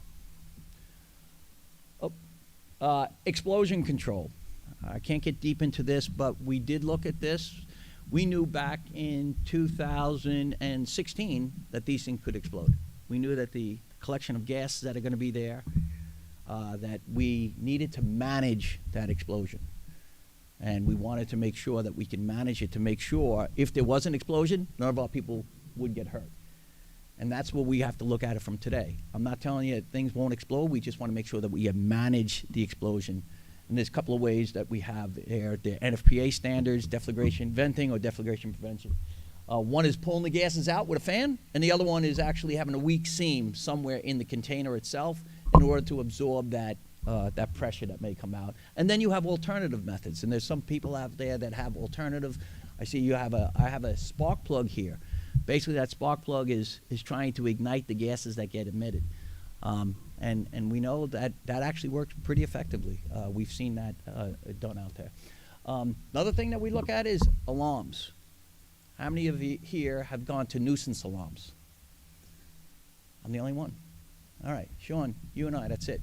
Anyway, we looked at this to make sure that the fire department is not running constantly, so there's a balance between when we really want the fire department to show up. Because I've been told that we are going to have cell failures in these, and there won't be any problems with these systems at all. It's really more of a maintenance thing. But do you really want to show up to something that had a cell failure that would trigger a smoke detector, and now you're at the scene and wondering, what do I do from here? There's no one there to greet you. So we're looking into that to make sure that you're not going there unnecessarily unless this thing's on fire. Emergency response plans, making sure that you're part of that emergency response plan, making sure that you read it, you understand it, and that you get trained in that emergency response plan. They're going to be different throughout. You may have a couple of different systems in your municipality. They're going to be different types of ways that they want you to handle it, and may even be different types of chemistries. For those people who are code officials that are here, these hazard mitigation analysis, basically it's a desktop review to show the defense in depth. If something were to fail, what kicks in? If that thing fails, what kicks in next? And so on and so on and so on, to show, again, defense in depth and how safe these things should be. Commissioning, I have here, and we have a gentleman here that's on the committee of NFPA 241, which is construction and demolition and abatement. I mentioned to him earlier, I said, hey, Chris, what are we looking like for construction of these things? That's a real hazard for us moving forward. But now you put that and you put an energy storage system in. Nothing is actually set up right now. You have this construction field, and now you have a battery fire. So now 241 is actually looking at that moving forward. Another thing is, some people don't even know that this stuff is in their area yet. And that's another thing that we ask, is that the code officials work with the response. Sean mentioned before that you have building codes, people that are looking at these things, both fire and building, they should be communicating with the fire department, letting them know that this stuff is going into their particular area. The other thing that we have is decommissioning, and this is something that we put into the NFPA code. Who's going to do the decommissioning with these damaged batteries, these stranded batteries, the stranded energy in the batteries themselves? Who's going to be doing that? Who's coming in? There was one incident where they had a failure of a system. The people that own the system were in the Middle East, and they had no idea they actually owned the system. Guess who's sitting on that until we start to get someone in here to start the decommissioning? The fire department. That's stranded energy. It's still considered a hazard. So we made sure that we put that in there, again, for those people that are looking at that, making sure that you have a decommissioning plan. So there's a lot of things that we did within 855 to make sure that we looked out for the fire service. It's a lot deeper than what I put here today. I only had a couple of minutes to actually explain some of the things that we had. But all of that stuff, collectively, if you get into the code, you'll see there's a lot of things that stick out there that you say, oh, this is for the fire service. And as Sean mentioned before, if we're not there at the table, then we get nothing. And unfortunately, as a result of Hunter's incident, we wound up really getting a tremendous amount of respect once that incident took place, while the committee was actually ready to put this out on the second draft. So anyway, thank you for your time, everyone. If you have any questions on my end, by all means, you can speak to me after, or we're going into a panel. Oh, okay.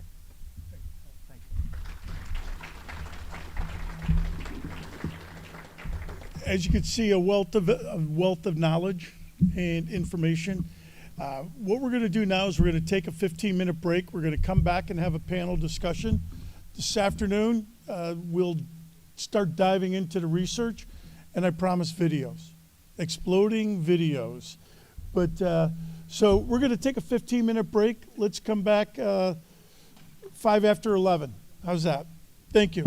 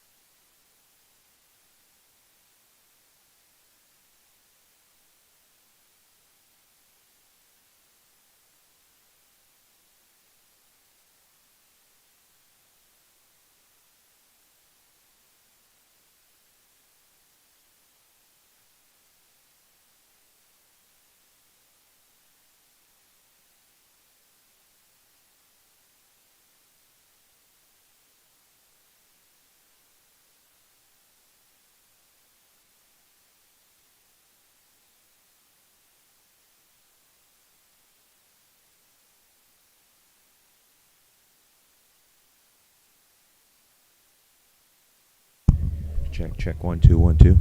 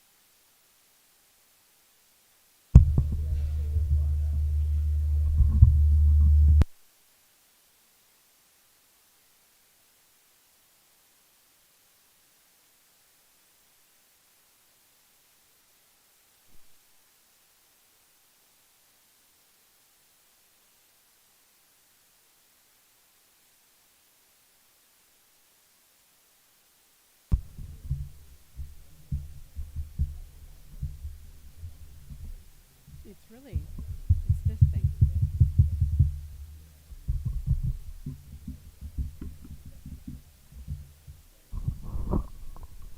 You don't get it with that.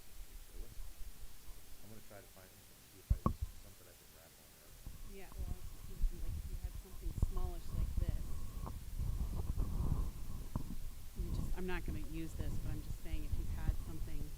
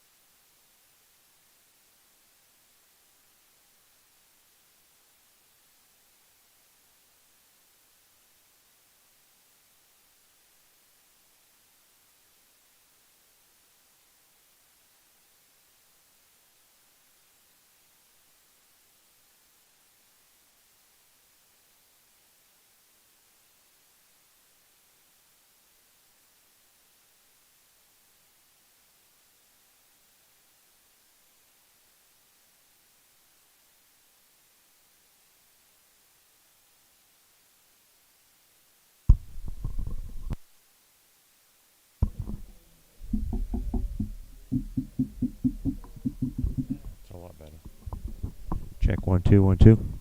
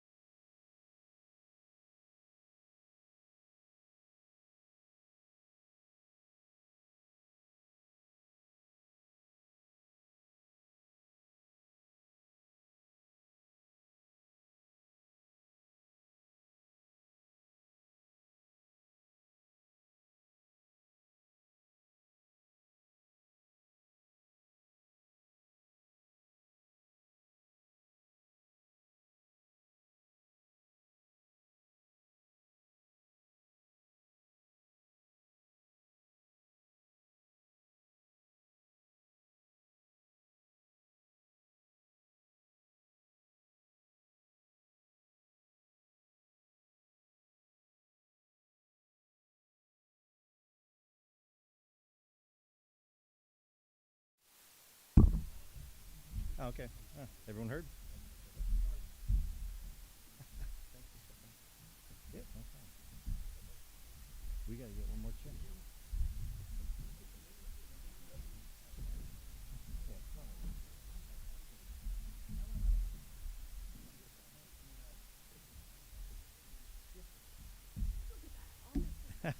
There you go. All right, so welcome to the panel session. I'm Adam Barraway, work for FSRI. Just by way of introduction, so I'll be the moderator for this session. You already had a little bit of intro from some of the speakers, but I'll just start again on my left real quick. If you could introduce yourself. Let's just start with you, Bob. Bob Davidson, Davidson Concepts. In the code world, I actually represent the IAFC Fire Life Safety Section for the ICC Fire Code Action Committee on top of the other committees I had listed. Hunter Clare, Local 493, 10th District IFF Burn Coordinator, the guy that got blown up. Keep it. Christina. You can push the button. Christina. One more. You can push it twice. There you go. The green light works. Christina Francis. I'm a fire protection engineer with Tesla, working on our outreach and our compliance teams. Paul Rogers, retired 854, representing the IFF on 855, 9540, 9540A. Hi, good morning, everybody. I'm Chris Towski. I'm the only probably local rep here. Local 30 currently. Sitting on a bunch of standards, but you ready for me to do that now? Yeah, sure. Go ahead and All just introduce to us why you are involved. All right. Hey, thank you. So I'm involved because I'm a nerd. I'm a code nerd. I'm the definition of ADHD, and I can't sit still. But really, my heart is in firefighter safety. So that's with the goal is whatever I can do on the front end with my 20-year experience being into the code aspect of it and the fire prevention scheme. That's where I'm hoping we can keep this going. Them lights are bright. Okay. And Christina, I'd like to go over to you because you haven't had a chance to give us a presentation yet. So what I wanted to ask you is, why is it important for Tesla to be involved? Oh, great question. Yeah. So at Tesla, if you look, we have a first responder page. It is called tesla.com/first responders. I have some information too that I'll leave here for y'all to take. But if you go to that page, you'll see that we are committed to first responder safety for all of our products. So when you were to go there, you would see all of our ERGs and our emergency response guides, sheets for all of our products, not just our EVs, but our energy storage systems, both industrial and residential, our superchargers, and our solar roof. So we are here as a manufacturer, we're trying to lead the way in having safe products out there for everyone. Thanks very much, Christina. Hunter, we'll go to you. So we at ULFSRI has worked with you on developing an online training. But what beyond that training should the fire service be looking for? What would your perspective be on something from the industry side? Well, that's great. I mean, Tesla's sitting up here with us. I was lucky enough to get to talk with their group actually just the other week. They've been very good on working with the firefighters all the way around, whether it's been with the cars, their power packs, or anything else going in that. But I think the big thing that we're looking for coming out of there isn't just being involved in the codes like so many of the people up here where we can get a seat, but is actually being there from the developmental phase coming in and looking for classes where the industry chooses to share some of that information. I know they like to hide sometimes behind the proprietary stuff, but I think we could take an example from there like Tesla currently has, where they have that first responder page where our information's there and it's not a secret, we're not learning the day of, but where there's actual resources in place that we can go to, have that information that we can be teaching classes internally prior to that. And I think, the industry is opening up.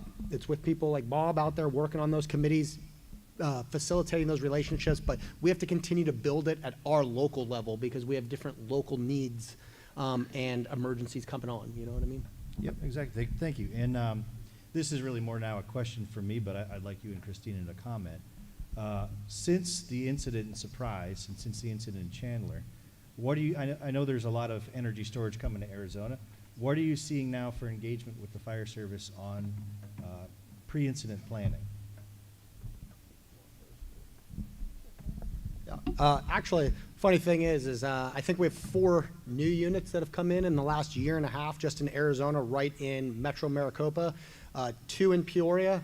You know, the Chandler incident, 10 megawatt facility, right? I think the smallest facility we're building right now, right in the center, is 200 megawatts. I know we're putting in an even larger one than that in Peoria. We have one right in Sun City next door.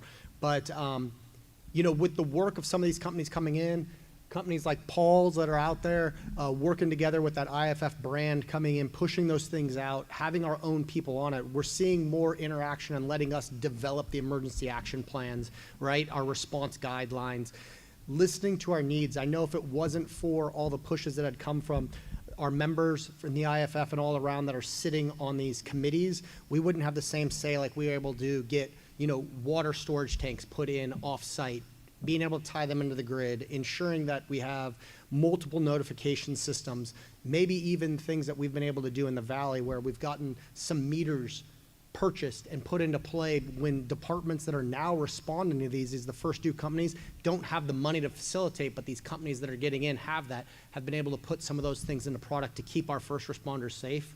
So I think that those are some of the things that we've seen since you guys have started doing the research, making the awareness, and actually echoing the things that our members have been saying on committees for years. Christina? Yeah, perfect.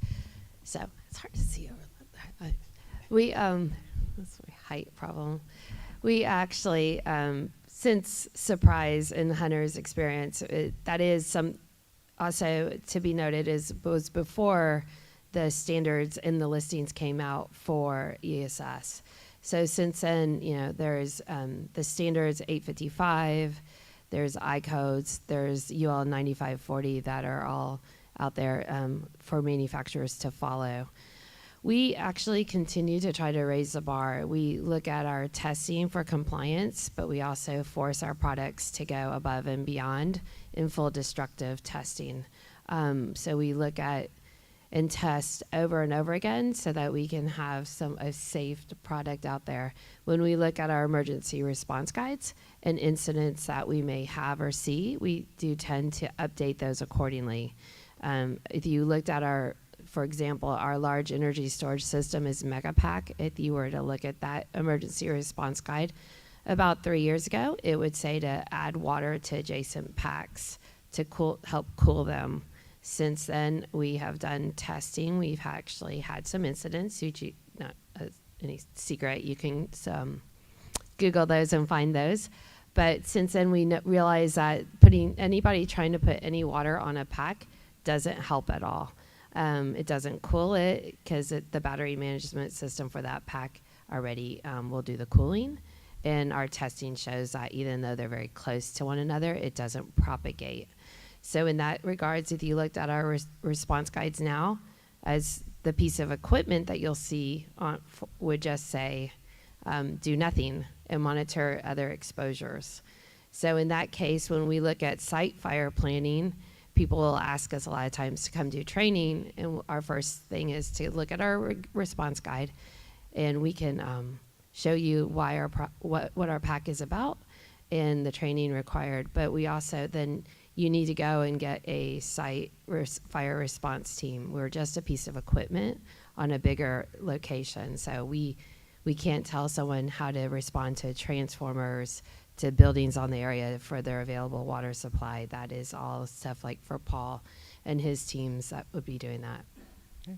Thank you for that. I think that's a good opportunity for us to segue to Bob and then Paul. So Tesla's the only manufacturer that's here. There are other manufacturers that are diligent with safety, but I'd like to turn it over to Bob first and discuss what you're seeing with your AHJ hat in terms of how the data from, as Paul put it, from 9540A testing is being used in some of these emergency response plans or in the appropriate design of protection. So, as I mentioned earlier, we find varying degrees of compliance, all right? Varying degrees of being progressive. I will admit that as a result of my work in the code arena, that I've done quite a bit of work with Tesla, but Tesla was always about, well, we know these things can be a problem, so we have to go the extra mile in the safety part, because when you have an incident, it affects the industry as a whole, right? So they're not all equal players out there. There are some that step right up and provide accurate data, accurate information, an HMA for every application, not just where they're required in a code. No, we're going to give you one for every application. We're going to provide you the information you need for your responders to be prepped. There's others, unfortunately, still out there that they're just going to push into the market what they can get away with, that if they don't get pushed back by the AHJ, it's coming in. We dealt with one application where we questioned their use of vents. We looked at how they came up with the calculations. We asked for more data, and they first said, well, you're going to have to sign an NDA. What do you mean we're going to have to sign an NDA? We're the AHJ. We don't sign NDAs. Everything you give us is public, right? So back and forth. So they gave us another report, but it was based on information that comes from the report that we couldn't see. That's not going to work. So finally what happened is we got another third party hired. Actually, we got ARG Group to take a look at it. And they were trying to tell us that the vents worked. 2 cells stoichiometric, 6 cells not stoichiometric. And ERG takes a look at the data. They said, Bob, 3 cells go to thermal runaway, the box is shrapnel, it disappears. All right. They didn't want to give up at that point. They then wanted to put blast walls up. I said, wait a minute, so you're admitting the box now doesn't meet the code, so you're going to solve that by putting up blast walls. I said, how does the fire department know when it's safe to go in there? What do you mean? Inside the blast walls. How do they know when it's safe that you can put somebody inside the blast wall and not be an ink blot on the blast wall when we get to deflagration? Well, the fire department doesn't have to worry because it'll be one of our people. That was the answer. I said, it doesn't work that way. Fire department's on scene, they control all safety. I said, so finally we told them, you know what, it's an alternative method. You got to go back through the building department, start all over again, and we let the building department know what the story was, and that project went away. But I will tell you, I know for a fact those boxes went somewhere else. I know those boxes were installed all over this country with that protection feature that we know will not work, all right? That's the problem we have. We have good players, and a lot of those good players work very well with us on 855 committees and subcommittees and UL 9540 and 40A, and I constantly get into discussions on those task group calls. I said, listen, we all understand this.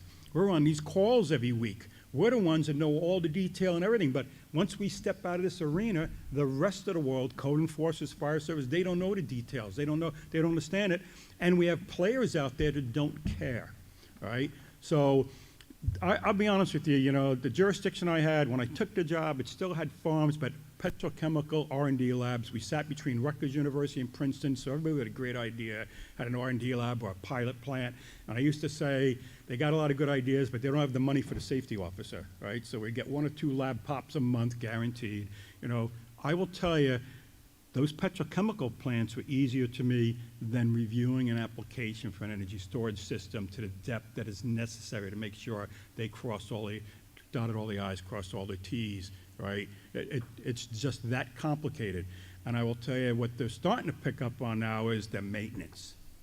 Once they're installed, the maintenance starts the minute you commission a fire alarm system. The maintenance starts the minute you commission those concentration reduction systems, right?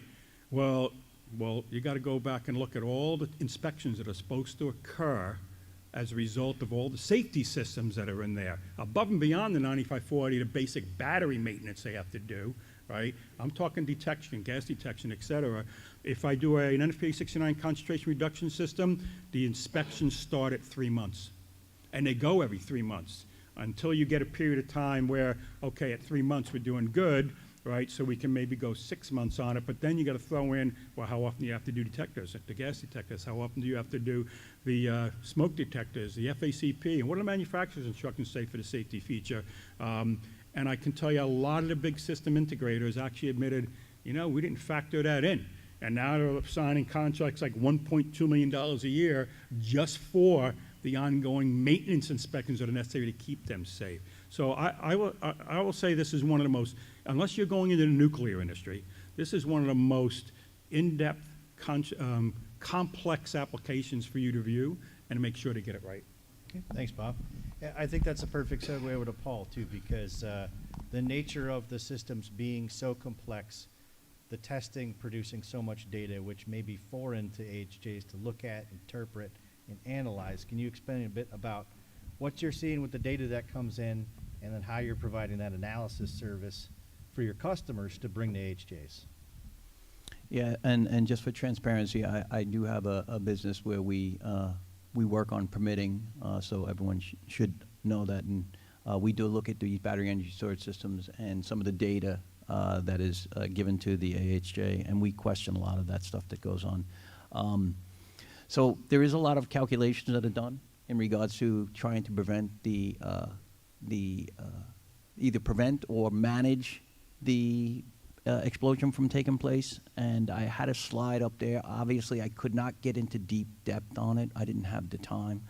But I hope you guys are seeing, or everyone is seeing in here, where we're going with this and how much we are really relying on the destructive testing in order to look at safety.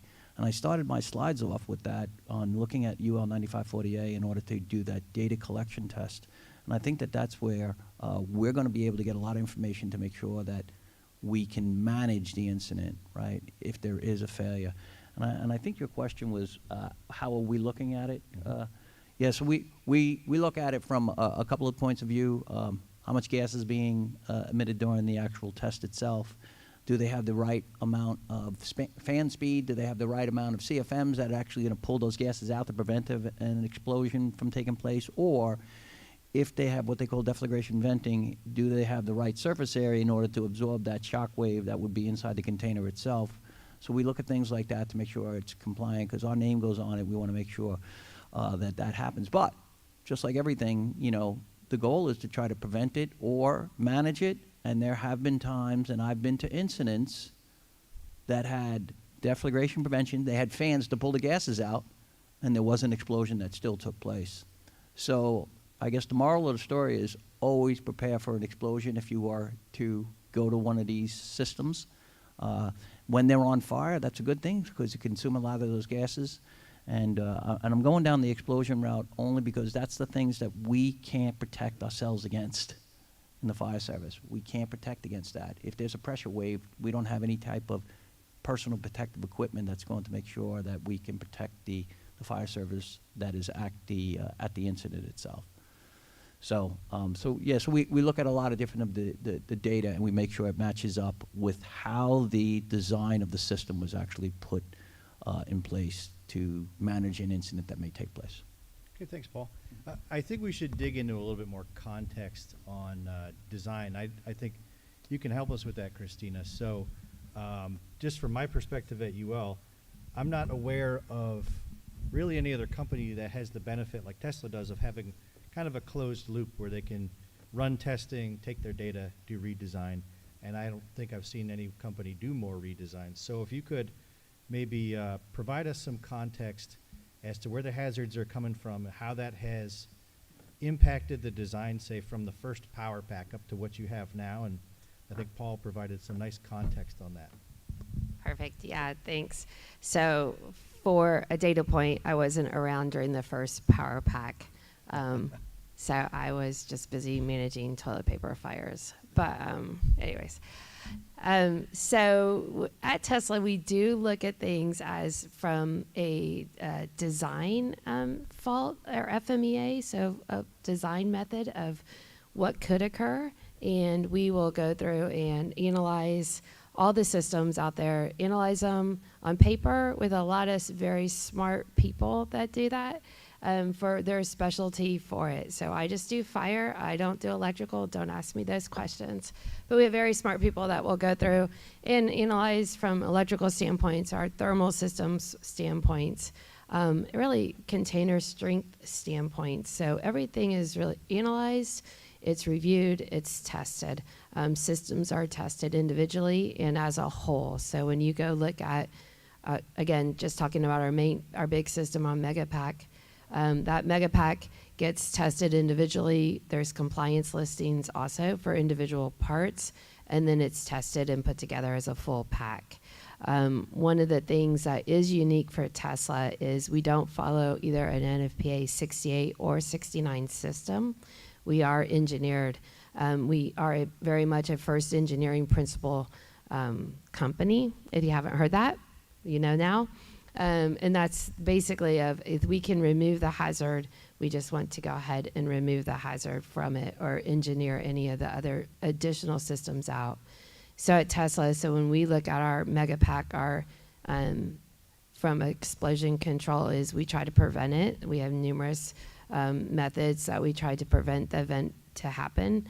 If we can't prevent a propagating thermal event, we actually ignite it purposely. And when we ignite it purposely, we have a very controlled deflagration, and we have deflagration vents.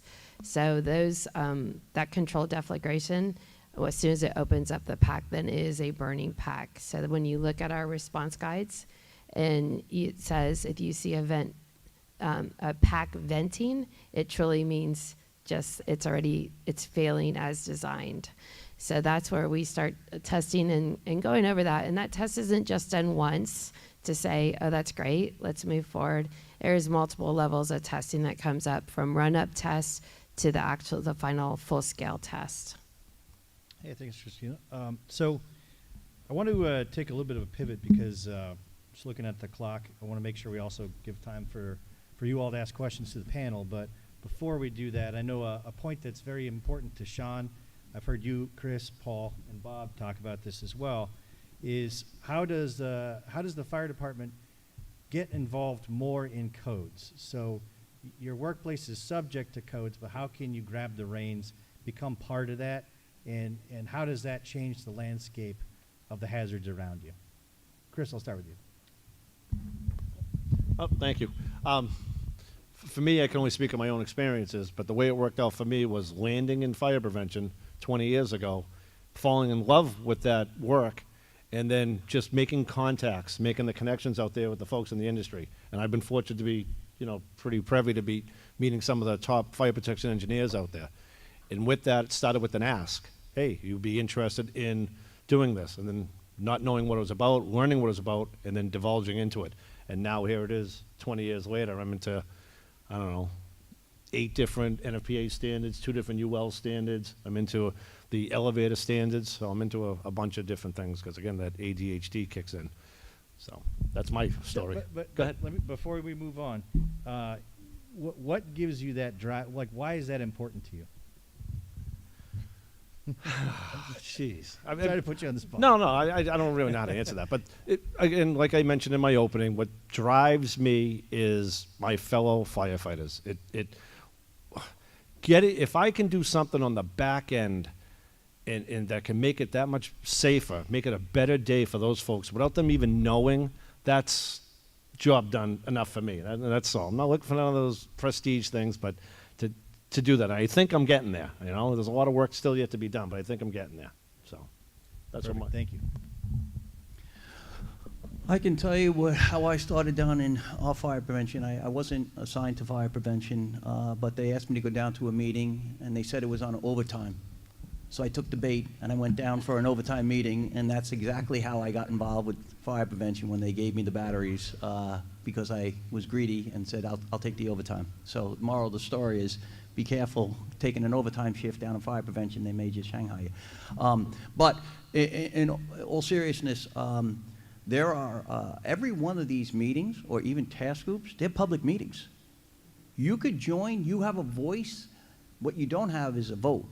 But your voice is really important. I can tell you that a lot of people do not fully understand what the fire service does, right? The practical side. They think that we just put water on it. Not everyone. I don't want to say that.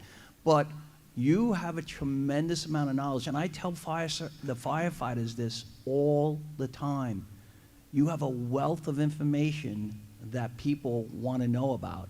You need to be speaking up. Even if you join a committee, or you don't have to join a committee, even if you just jump on a task group and listen in for one toy and say, that's not how it works, because that's exactly what I did. I'm like, no, that's not how it works. And they're like, oh, well, how's it work?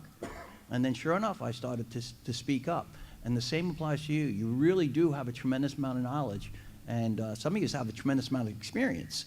And that's the stuff that we need in the codes to actually take care of the operational side of it. So please, by all means, the NFPA has a website, UL has a website. They have public meetings. You're more than welcome to join any one of them, and they have links that you can actually get on those meetings. Thanks, Paul. Turn it over to you, Bob. So about 10 years ago, 10, 12 years ago, Sean DeCrane and I went around the country doing a course, Firefighter Safety and the Codes, a Necessary Partnership. And what we focused our time on is we were grabbing new items we were throwing in the codes that directly impacted firefighter safety. And that's why they went in there, because we had incidents. And we would focus on that and encourage participation, right, by the fire service. Our target, our goal, though, was always that there be some leadership in the room, that the chiefs, the deputy chiefs, battalion chiefs in the room, because it starts at the top, right? For you to participate in the process, somebody has to give you the time, right? It's time. Whether you're sitting at your desk on a call, right, or you're actually allowed to travel, it's time. I was fortunate where I took my fire marshal position, the jurisdiction actually encouraged joining and participating at the county, state, and national levels. They felt it was reflective on them that they had employees, leading employees on those committees and doing the work. And the state of New Jersey had invited me to be on the Fire Code Council, and that led to BOCA, before ICC, putting me on a committee and then getting involved, and my community gave me the funding for it. They gave me the green light. So it starts at the top because it's a time commitment, right? And that's who needs to hear the message, right? Because you're gonna deal with the problem whether or not you participate. You're just gonna deal with it because you're the agency that deals with the issues. You're the agency that responds. And let's face it, in 99% of the jurisdictions, it's the fire departments to go to. It's a new problem, who can fix this? Who can respond to this? And so the top, we got to get to the top, educate the top. I've done a bunch of items lately now for chiefs organizations. I just did one 2 weeks ago for a quarterly meeting of Fire Chiefs Association in California, and I did virtual. I couldn't get out there that day, but I said, if you allow virtual, I'll do virtual, and I did 3 hours on ESS for them, going over the process, the regs, et cetera, right? So that's what I encourage. I will tell you that I felt it fulfilling to participate.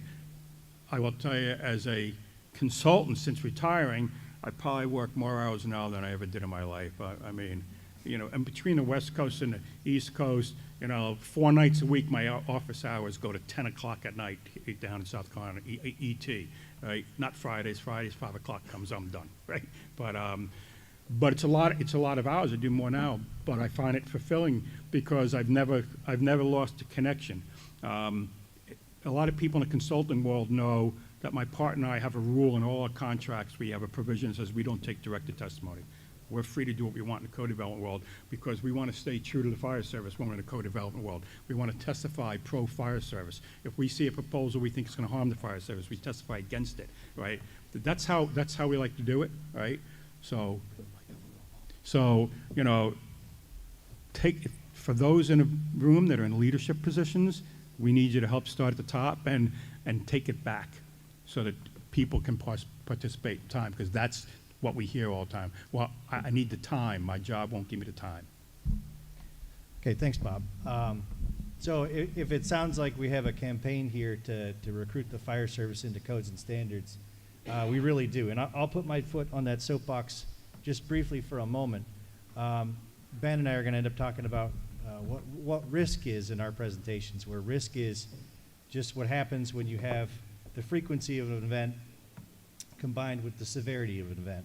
And the fire service is so important to the codes and standards discussions we have, and I'm always relieved when we have the fire service involved in some of our meetings, because what manufacturers often understand of any product, it could be microwaves, dishwashers, whatever, what they understand is they don't want to see failures. They want to reduce failures as much as possible.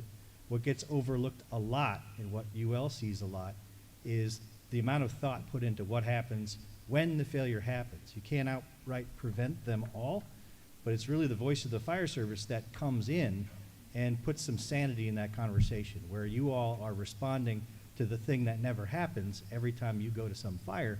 We really need that voice to come in and say, no, it does happen, and we need it to be less severe when it does.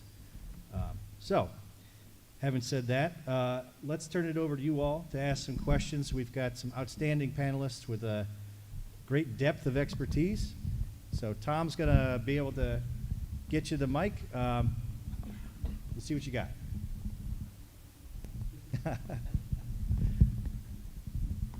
Any questions?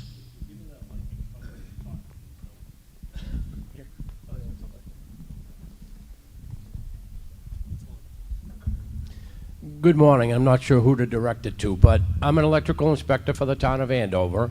And in Andover, we have our fire department, our building department, and electrical. All of us look at it.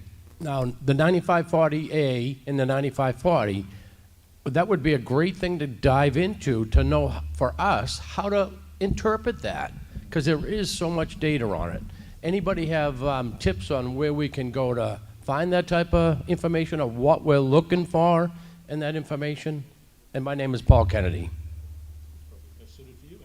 Yeah, and I don't want to steal the thunder of the the panel, so I'll make my answer brief. But so I was pretty heavily involved in the writing of 9540A, and the way UL writes its standards. If you look at anything we've ever done, ovens, boilers, the way the system should normally work is UL does standard testing on a product, on a finished product, and those are made by the thousands, tens of thousands, millions, whatever it may be. But that design is relatively consistent, and then we hope to see that the AHJ says, okay, the code says this needs to be installed by this standard. That standard calls out the UL standard for the product safety. It's got the UL mark, check. Moving on to the next item. However, with energy storage, the designs have been changing so frequently, and they change site to site. We were not able in 2017, when we wrote the first edition of that standard, to write it such that one test that captures all the hazards of energy storage is going to represent everything from, Bob's house of batteries. So since we can't make that representation, what we enabled was testing of the components that build up a system. It gives you a sense of what the hazards are. What really should happen is all of that test data should come out. It should typically go to an engineer who's going to design a safety system based on that. If that safety system needs to be tested to show that it works to contain that fire, those results should be going to an AHJ to say, here's what the performance requirements are for the code, and here's how that compares to what I see in this report. It's a lengthy, tedious process, as you've heard. That's where we're at, and until those products can become more simplified in their finished form, where you can just drop them anywhere. And I think that's why you're seeing shifts towards megapacks, where you can crane them onto a concrete pad. Until that simplification is done, we're going to be living in this world where UL is chasing after developing standards that can get to a certification, while the technology changes almost weekly. So that's sort of where we're at with it, but I invite anyone else in the panel to please comment on that. Yep.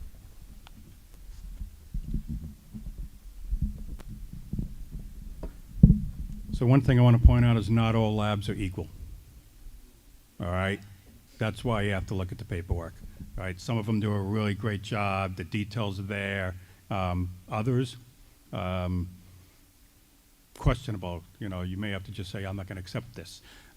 So one of the things Adam just brought up, an engineer should be looking at some of this.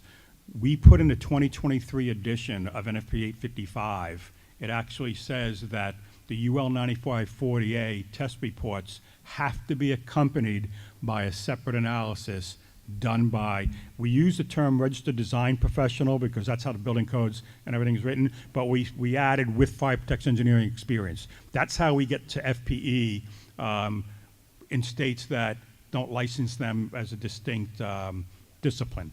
So we put that in there because you need that person to take that data, interpret it as how it solves your issues with the code. So you get a first bite at it. Now, there's a lot of work out there, right? There's an unbelievable amount of work. So that doesn't mean the firm that's doing that has done a lot of work and actually themselves get into the weeds what they should. But that's the first step we took. And so if you're doing enforcement today, my recommendation is you should do like a lot of jurisdictions. They don't wait for your cyclical inspection, your cyclical change of codes. They grab this new language, like a reference to the NFPA 55 2023 edition. They grab the newer language out of NFPA 1 or out of the IFC, and they update that portion of the code with it so they stay on for these methods. That's one of your ways to stay on that and pick up on it, but you have to read them. I just got a listing the other day, 9540 listing, and there's disclaimers at the end, what they didn't look at. Well, one of the things they didn't look at is the environment that they're going to be installed in. Now, that's part of 9540. The listing has to include the environments they're going to install them in. Kind of like maybe they should be waterproof so that we don't have rainstorms cause the issue like we had in New York State and out in Iowa, right? But that was the issue. The rainwater got in. Well, that's an environment you're installing, and it's supposed to be part of the listing. Out in Kern County, California, dust. 35 to 45 mile per hour winds on a daily basis. That's why they put the propellers out there.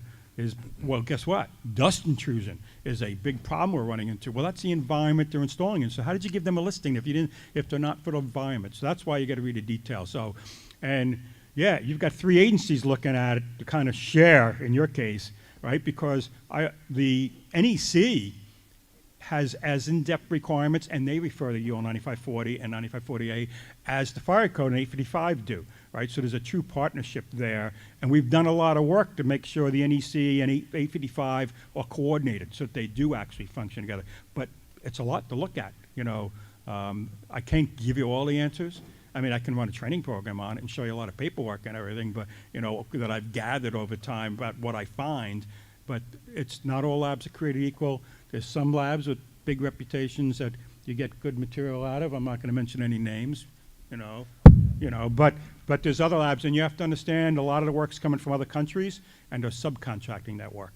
So you'll see a big name on it, but it's been subcontracted to a lab, and that's where you start hitting into some of that quality issue.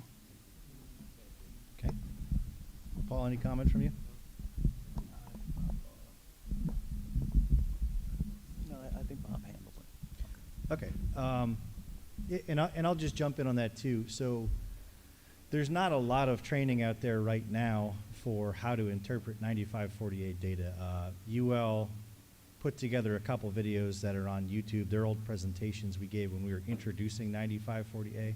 So those are a good resource to understand the mechanics of the standard and how it works. The standard's going through some revision now, and as a part of an effort that Sean and I have been working on, Singapore actually is looking to adopt a lot of codes and standards around ESS as a starting point for energy storage, and they have a severe shortage of real estate there. They're basically a city-state on an island, and so they are looking to very aggressively put energy storage inside buildings below grade. So there's a very strong effort on their part to put together train the trainer type information, which you may be able to find in the somewhat near future. Otherwise, I would say turn towards UL's webpage on 9540A, and if you want to contact UL, they'll be able to give you a example test report, because I think one of the things that Bob was referring to is the quality of the information that's there can vary, but also the total content of what's there varies, and that's been a significant problem. So we can provide an example of what information needs to be in that report, so you'll know if something is missing. So that's a critical point. Okay. Another question from the audience? Any?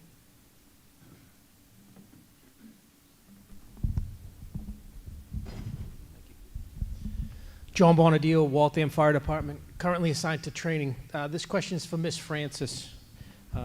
So Tesla's website and the first responder page I think is great.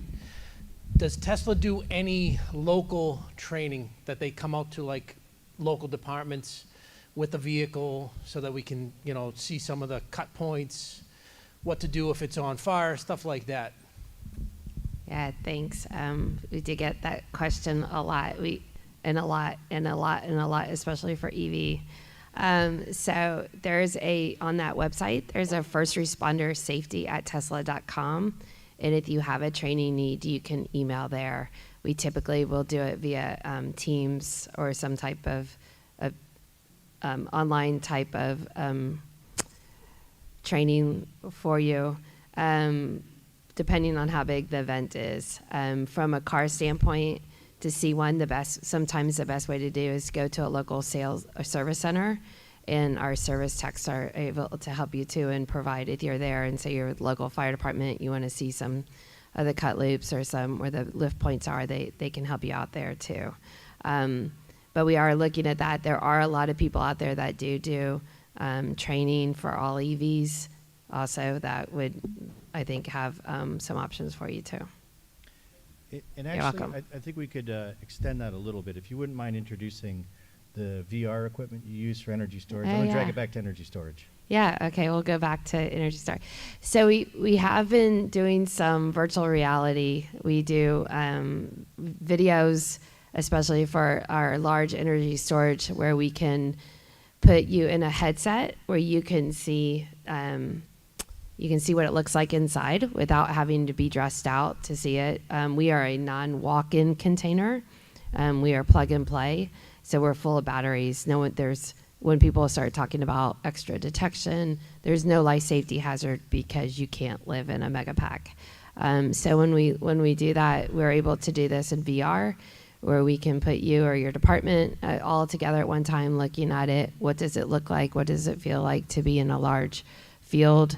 How close these are together. And I do say that we would probably look at growing that maybe to vehicles also. We don't have that right now. We do have it for a solar roof, where we do an immersive type of environment where you can feel like you're on the roof smashing tiles, but you're really not. So. Okay, thank you. All right, another question? If there's no competition, I'm going to give the mic over to Chris, who's got some talking points to share. Thank you. No, again, just to keep the juices flowing and all this, and kind of sticking on track with the energy storage. Our region, and only because I've been embedded this with Bob, and Paul, one of the original cast members of 855, doing this for the last 7, 8 years. Our region here, mostly what we get going on here isn't really, I don't want to say necessary. Unlike what Hunter has out his way, they have to go in there to stabilize the grid. Our power grid's pretty robust, but a lot of the stuff we get is going in just for electiveness, for folks to be prepared should a storm come and the power goes out. So that's a lot of the stuff we get here. If you do want to see a facility, you can actually walk right up to it. Come to across the street from our Station 10. We have a temporary firehouse here in here. I'm in Boston, but on the good side of the Charles River. Just kidding. Come over to Cambridge, the new temporary fire station. As you look at the bay doors, right at your back, that's a exterior. You can look right at it and give you an idea of what an outside stationary storage. But that facility uses it. They could come 100% off the grid if they chose to, but they use that there so if they do lose power, they're able to be sustainable for a while. And it uses natural gas, so they're not relying on the electric to fuel it on the front end. They're doing it by hydrogen fuel cell. So anyway, that piece to it, I just wanted to get going. And we talked earlier about getting involved in the codes. Yeah, I mean, today there's a couple of conflict things with Massachusetts and some code, and I mean conflict with taking people's attention away. We have the fire prevention conference going on, and then we also have the 10th edition of the building code hearings taking place. So that's got building and fire officials in different directions right now. But if you want to get involved, I know the international, like Paul was saying, the international, and Bob was saying as well, the international will hear you. So if you want to, look at maybe some of the NFPA standards and get involved and stuff like that, they can talk you through it. Or certainly grab hold of me, and I'll be able to at least get you started going in the right direction. So, and what we're morphing into is, I told you earlier, I got involved with the standard, started out with safeguarding construction. Now it's morphed into 855, doing parking garages, 88A. Now we're combining all those, because we talked earlier, Bob talked earlier about, or Paul, one of them talked earlier about the storage and parking garages, and what we might be seeing, used as interim power supplies at construction sites. So there's all a correlation. It's not just all one stop, shopping there. So that's all. Those are just some talking points in case you had something else you might add some questions on. So thank you. Okay, and if we have more questions, let's go back to you all since we're here for you. If not, I'm going to start with Bob, and I'd like each panelist, hand the mic down. I'd like each panelist to just do a couple minutes on what they think the biggest gap is for the fire service in responding to energy storage incidents. Well, the biggest gap is that core knowledge. I mean, I compare it to the PV, when PVs came out, and we have all these programs, whether, NFPA, iChiefs, IFF, we have all these programs on PV safety, PV response, right? But if you look at how many of the fire service members we got to, what did we get over the last 20 years? Maybe if we look at the hard numbers, 50%. But then you have to step back and realize, well, how many of those members retired or moved on, right? So I think the hardest part we have is you have a bunch of organizations developing the information, putting it together.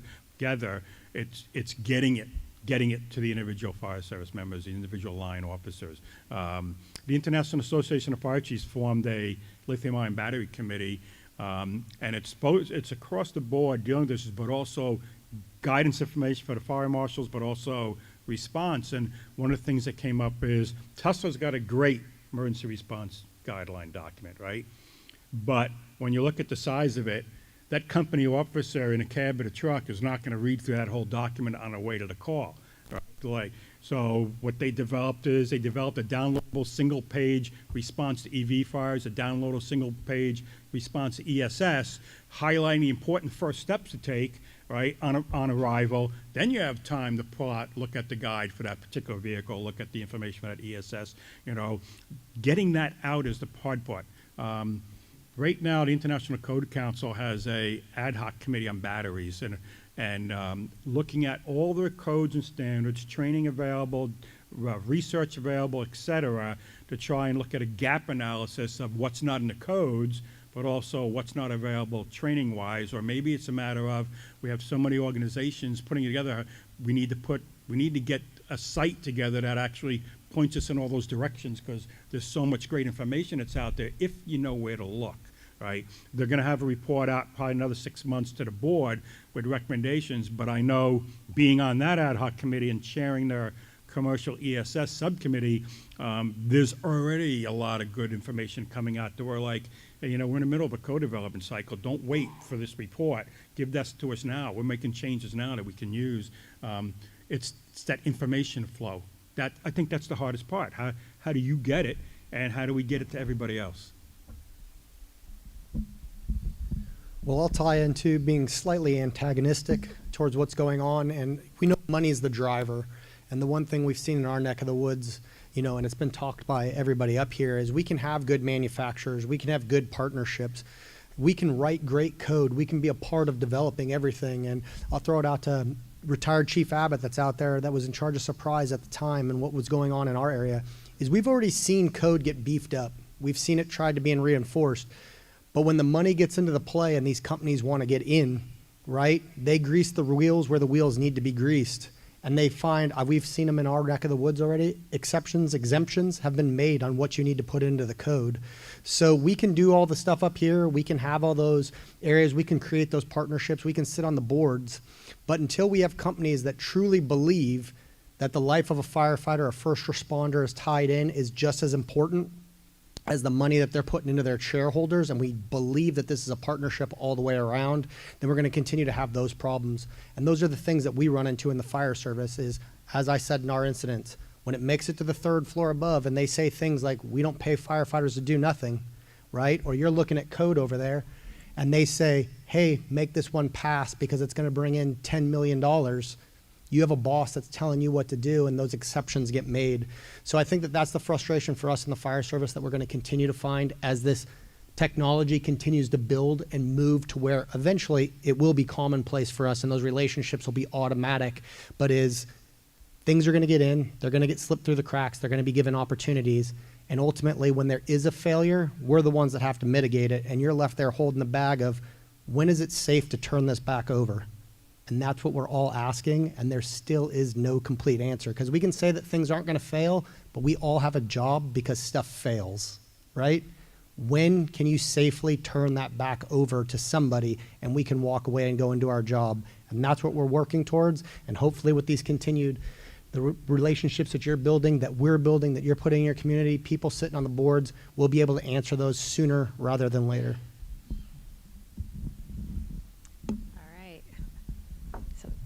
So as we started out by saying is at Tesla, we are committed to first responder safety for all of our products. So specifically for energy storage, we want folks to that are coming to the site to be safe, to know about it.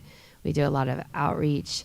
When we do permitting, we want to hear, we want to be able to give you the data of and information about what our systems are designed to do, how they're designed, the safety features, how we believe we are above and beyond it. We also listen, and we want to hear what your concerns are. It's a two-way street for all these conversations that we have. And we've worked with almost, I think, everyone on this panel here, because we are continuing to learn. We're in code committees, working groups, subgroups, subgroups, I think, even now. And again, trying to make sure that people understand what to be out there and to see. We are also trying to, I think the one gap we have is YouTube and TikTok and all that may not be your best source of information. We want to be that source of information for you. So if you have a question, to reach out to us, we have all of our contact info on our website. Yeah, I think everything that was said is great so far. And I'm just going to add to it. I do agree that they are important. And another gap that we need to look at, and it was mentioned before, standard of care. As these things start to get some time on them, who is actually checking these things out to make sure they have the state of health of these things are still in good shape, right? And the maintenance and operations portion of it. And I always try to tell people, put that in the condition of the permit, that someone needs to look at it, these developers, right? We don't have enough inspectors to go around and take a look at all these things. So someone needs to do this inspection basically for them and give that information back to the local jurisdiction to say, hey, we checked this thing, the state of health looks good on it from what we can see from the exterior, and all of that stuff goes back to the AHJ so they can basically take a check mark and then reduce the amount of visits that they can do a surprise visit. But I think that's something that we're going to see as they get more and more time on these things. You'll see some of these things fall into disrepair that may cause fires down the road. So standard of care is big. Great. Leave it to the dumb guy to close this, huh? Or the one with the least amount of technical knowledge on this. Yeah, right before lunch. My opinion, and I'll be as brief as I possibly can. That can be a struggle for me sometimes, though. What I see mostly is in the fire service, we have that immediate need to have that instantaneous mitigation aspect to it. We got to hurry up and put this out. We're so entrained with the YouTube influences. What did the department next door do? How did they handle it? And quite frankly, that's where we're actually getting a lot of knowledge from, thanks to Hunter. You know, with unfortunate things like that, that's where we're getting our studies and science, learning from. But it is improving. We in Cambridge, we've been working on an SOG for 4 years, and it has to keep going through these layers, and then it's not good enough. It's not at a point where we can roll it out and exercise it out with some training and learn by what we already established. No, it has to go another layer to, well, what do you think? How does this individual think it should be? So it's a whole bunch of personal experiences, their personal perspectives, and where they are at that point in time. We obviously in the fire service, we have some folks that stay firefighters a whole career, and then we have some folks that are young into these management positions, whether they should be there or they shouldn't, but nonetheless, we have these are our challenges and some of the things we have to work through. And when we have those people taking in their perspectives to just try to get something rolled out that we could build off of, it kind of, holds us back a little bit. But I think we're on the right track, and hopefully it improves. So thank you. Okay. I just want to thank our panelists for their presentations earlier and coming up to answer your questions and give us this valuable discussion. Most are around today and tomorrow, some are not. So if something comes to you that didn't just come to you now, make sure you badger them before they leave. You may not get another opportunity in person for a while. So if we could thank them, give them a round of applause for their effort, we'll go to lunch. Thank you. So we're going to take a break for lunch, about 45 minutes or so, and then we're going to come back, and the second half of the day is going to focus on more the residential ESS systems and consumer products, electric vehicles and such, and also get into the tactical strategy and tactics for fighting these types of fires. So we have sandwiches, chips, salad, some soft drinks up here. Help yourself, and we'll be ready to go in about 45 minutes.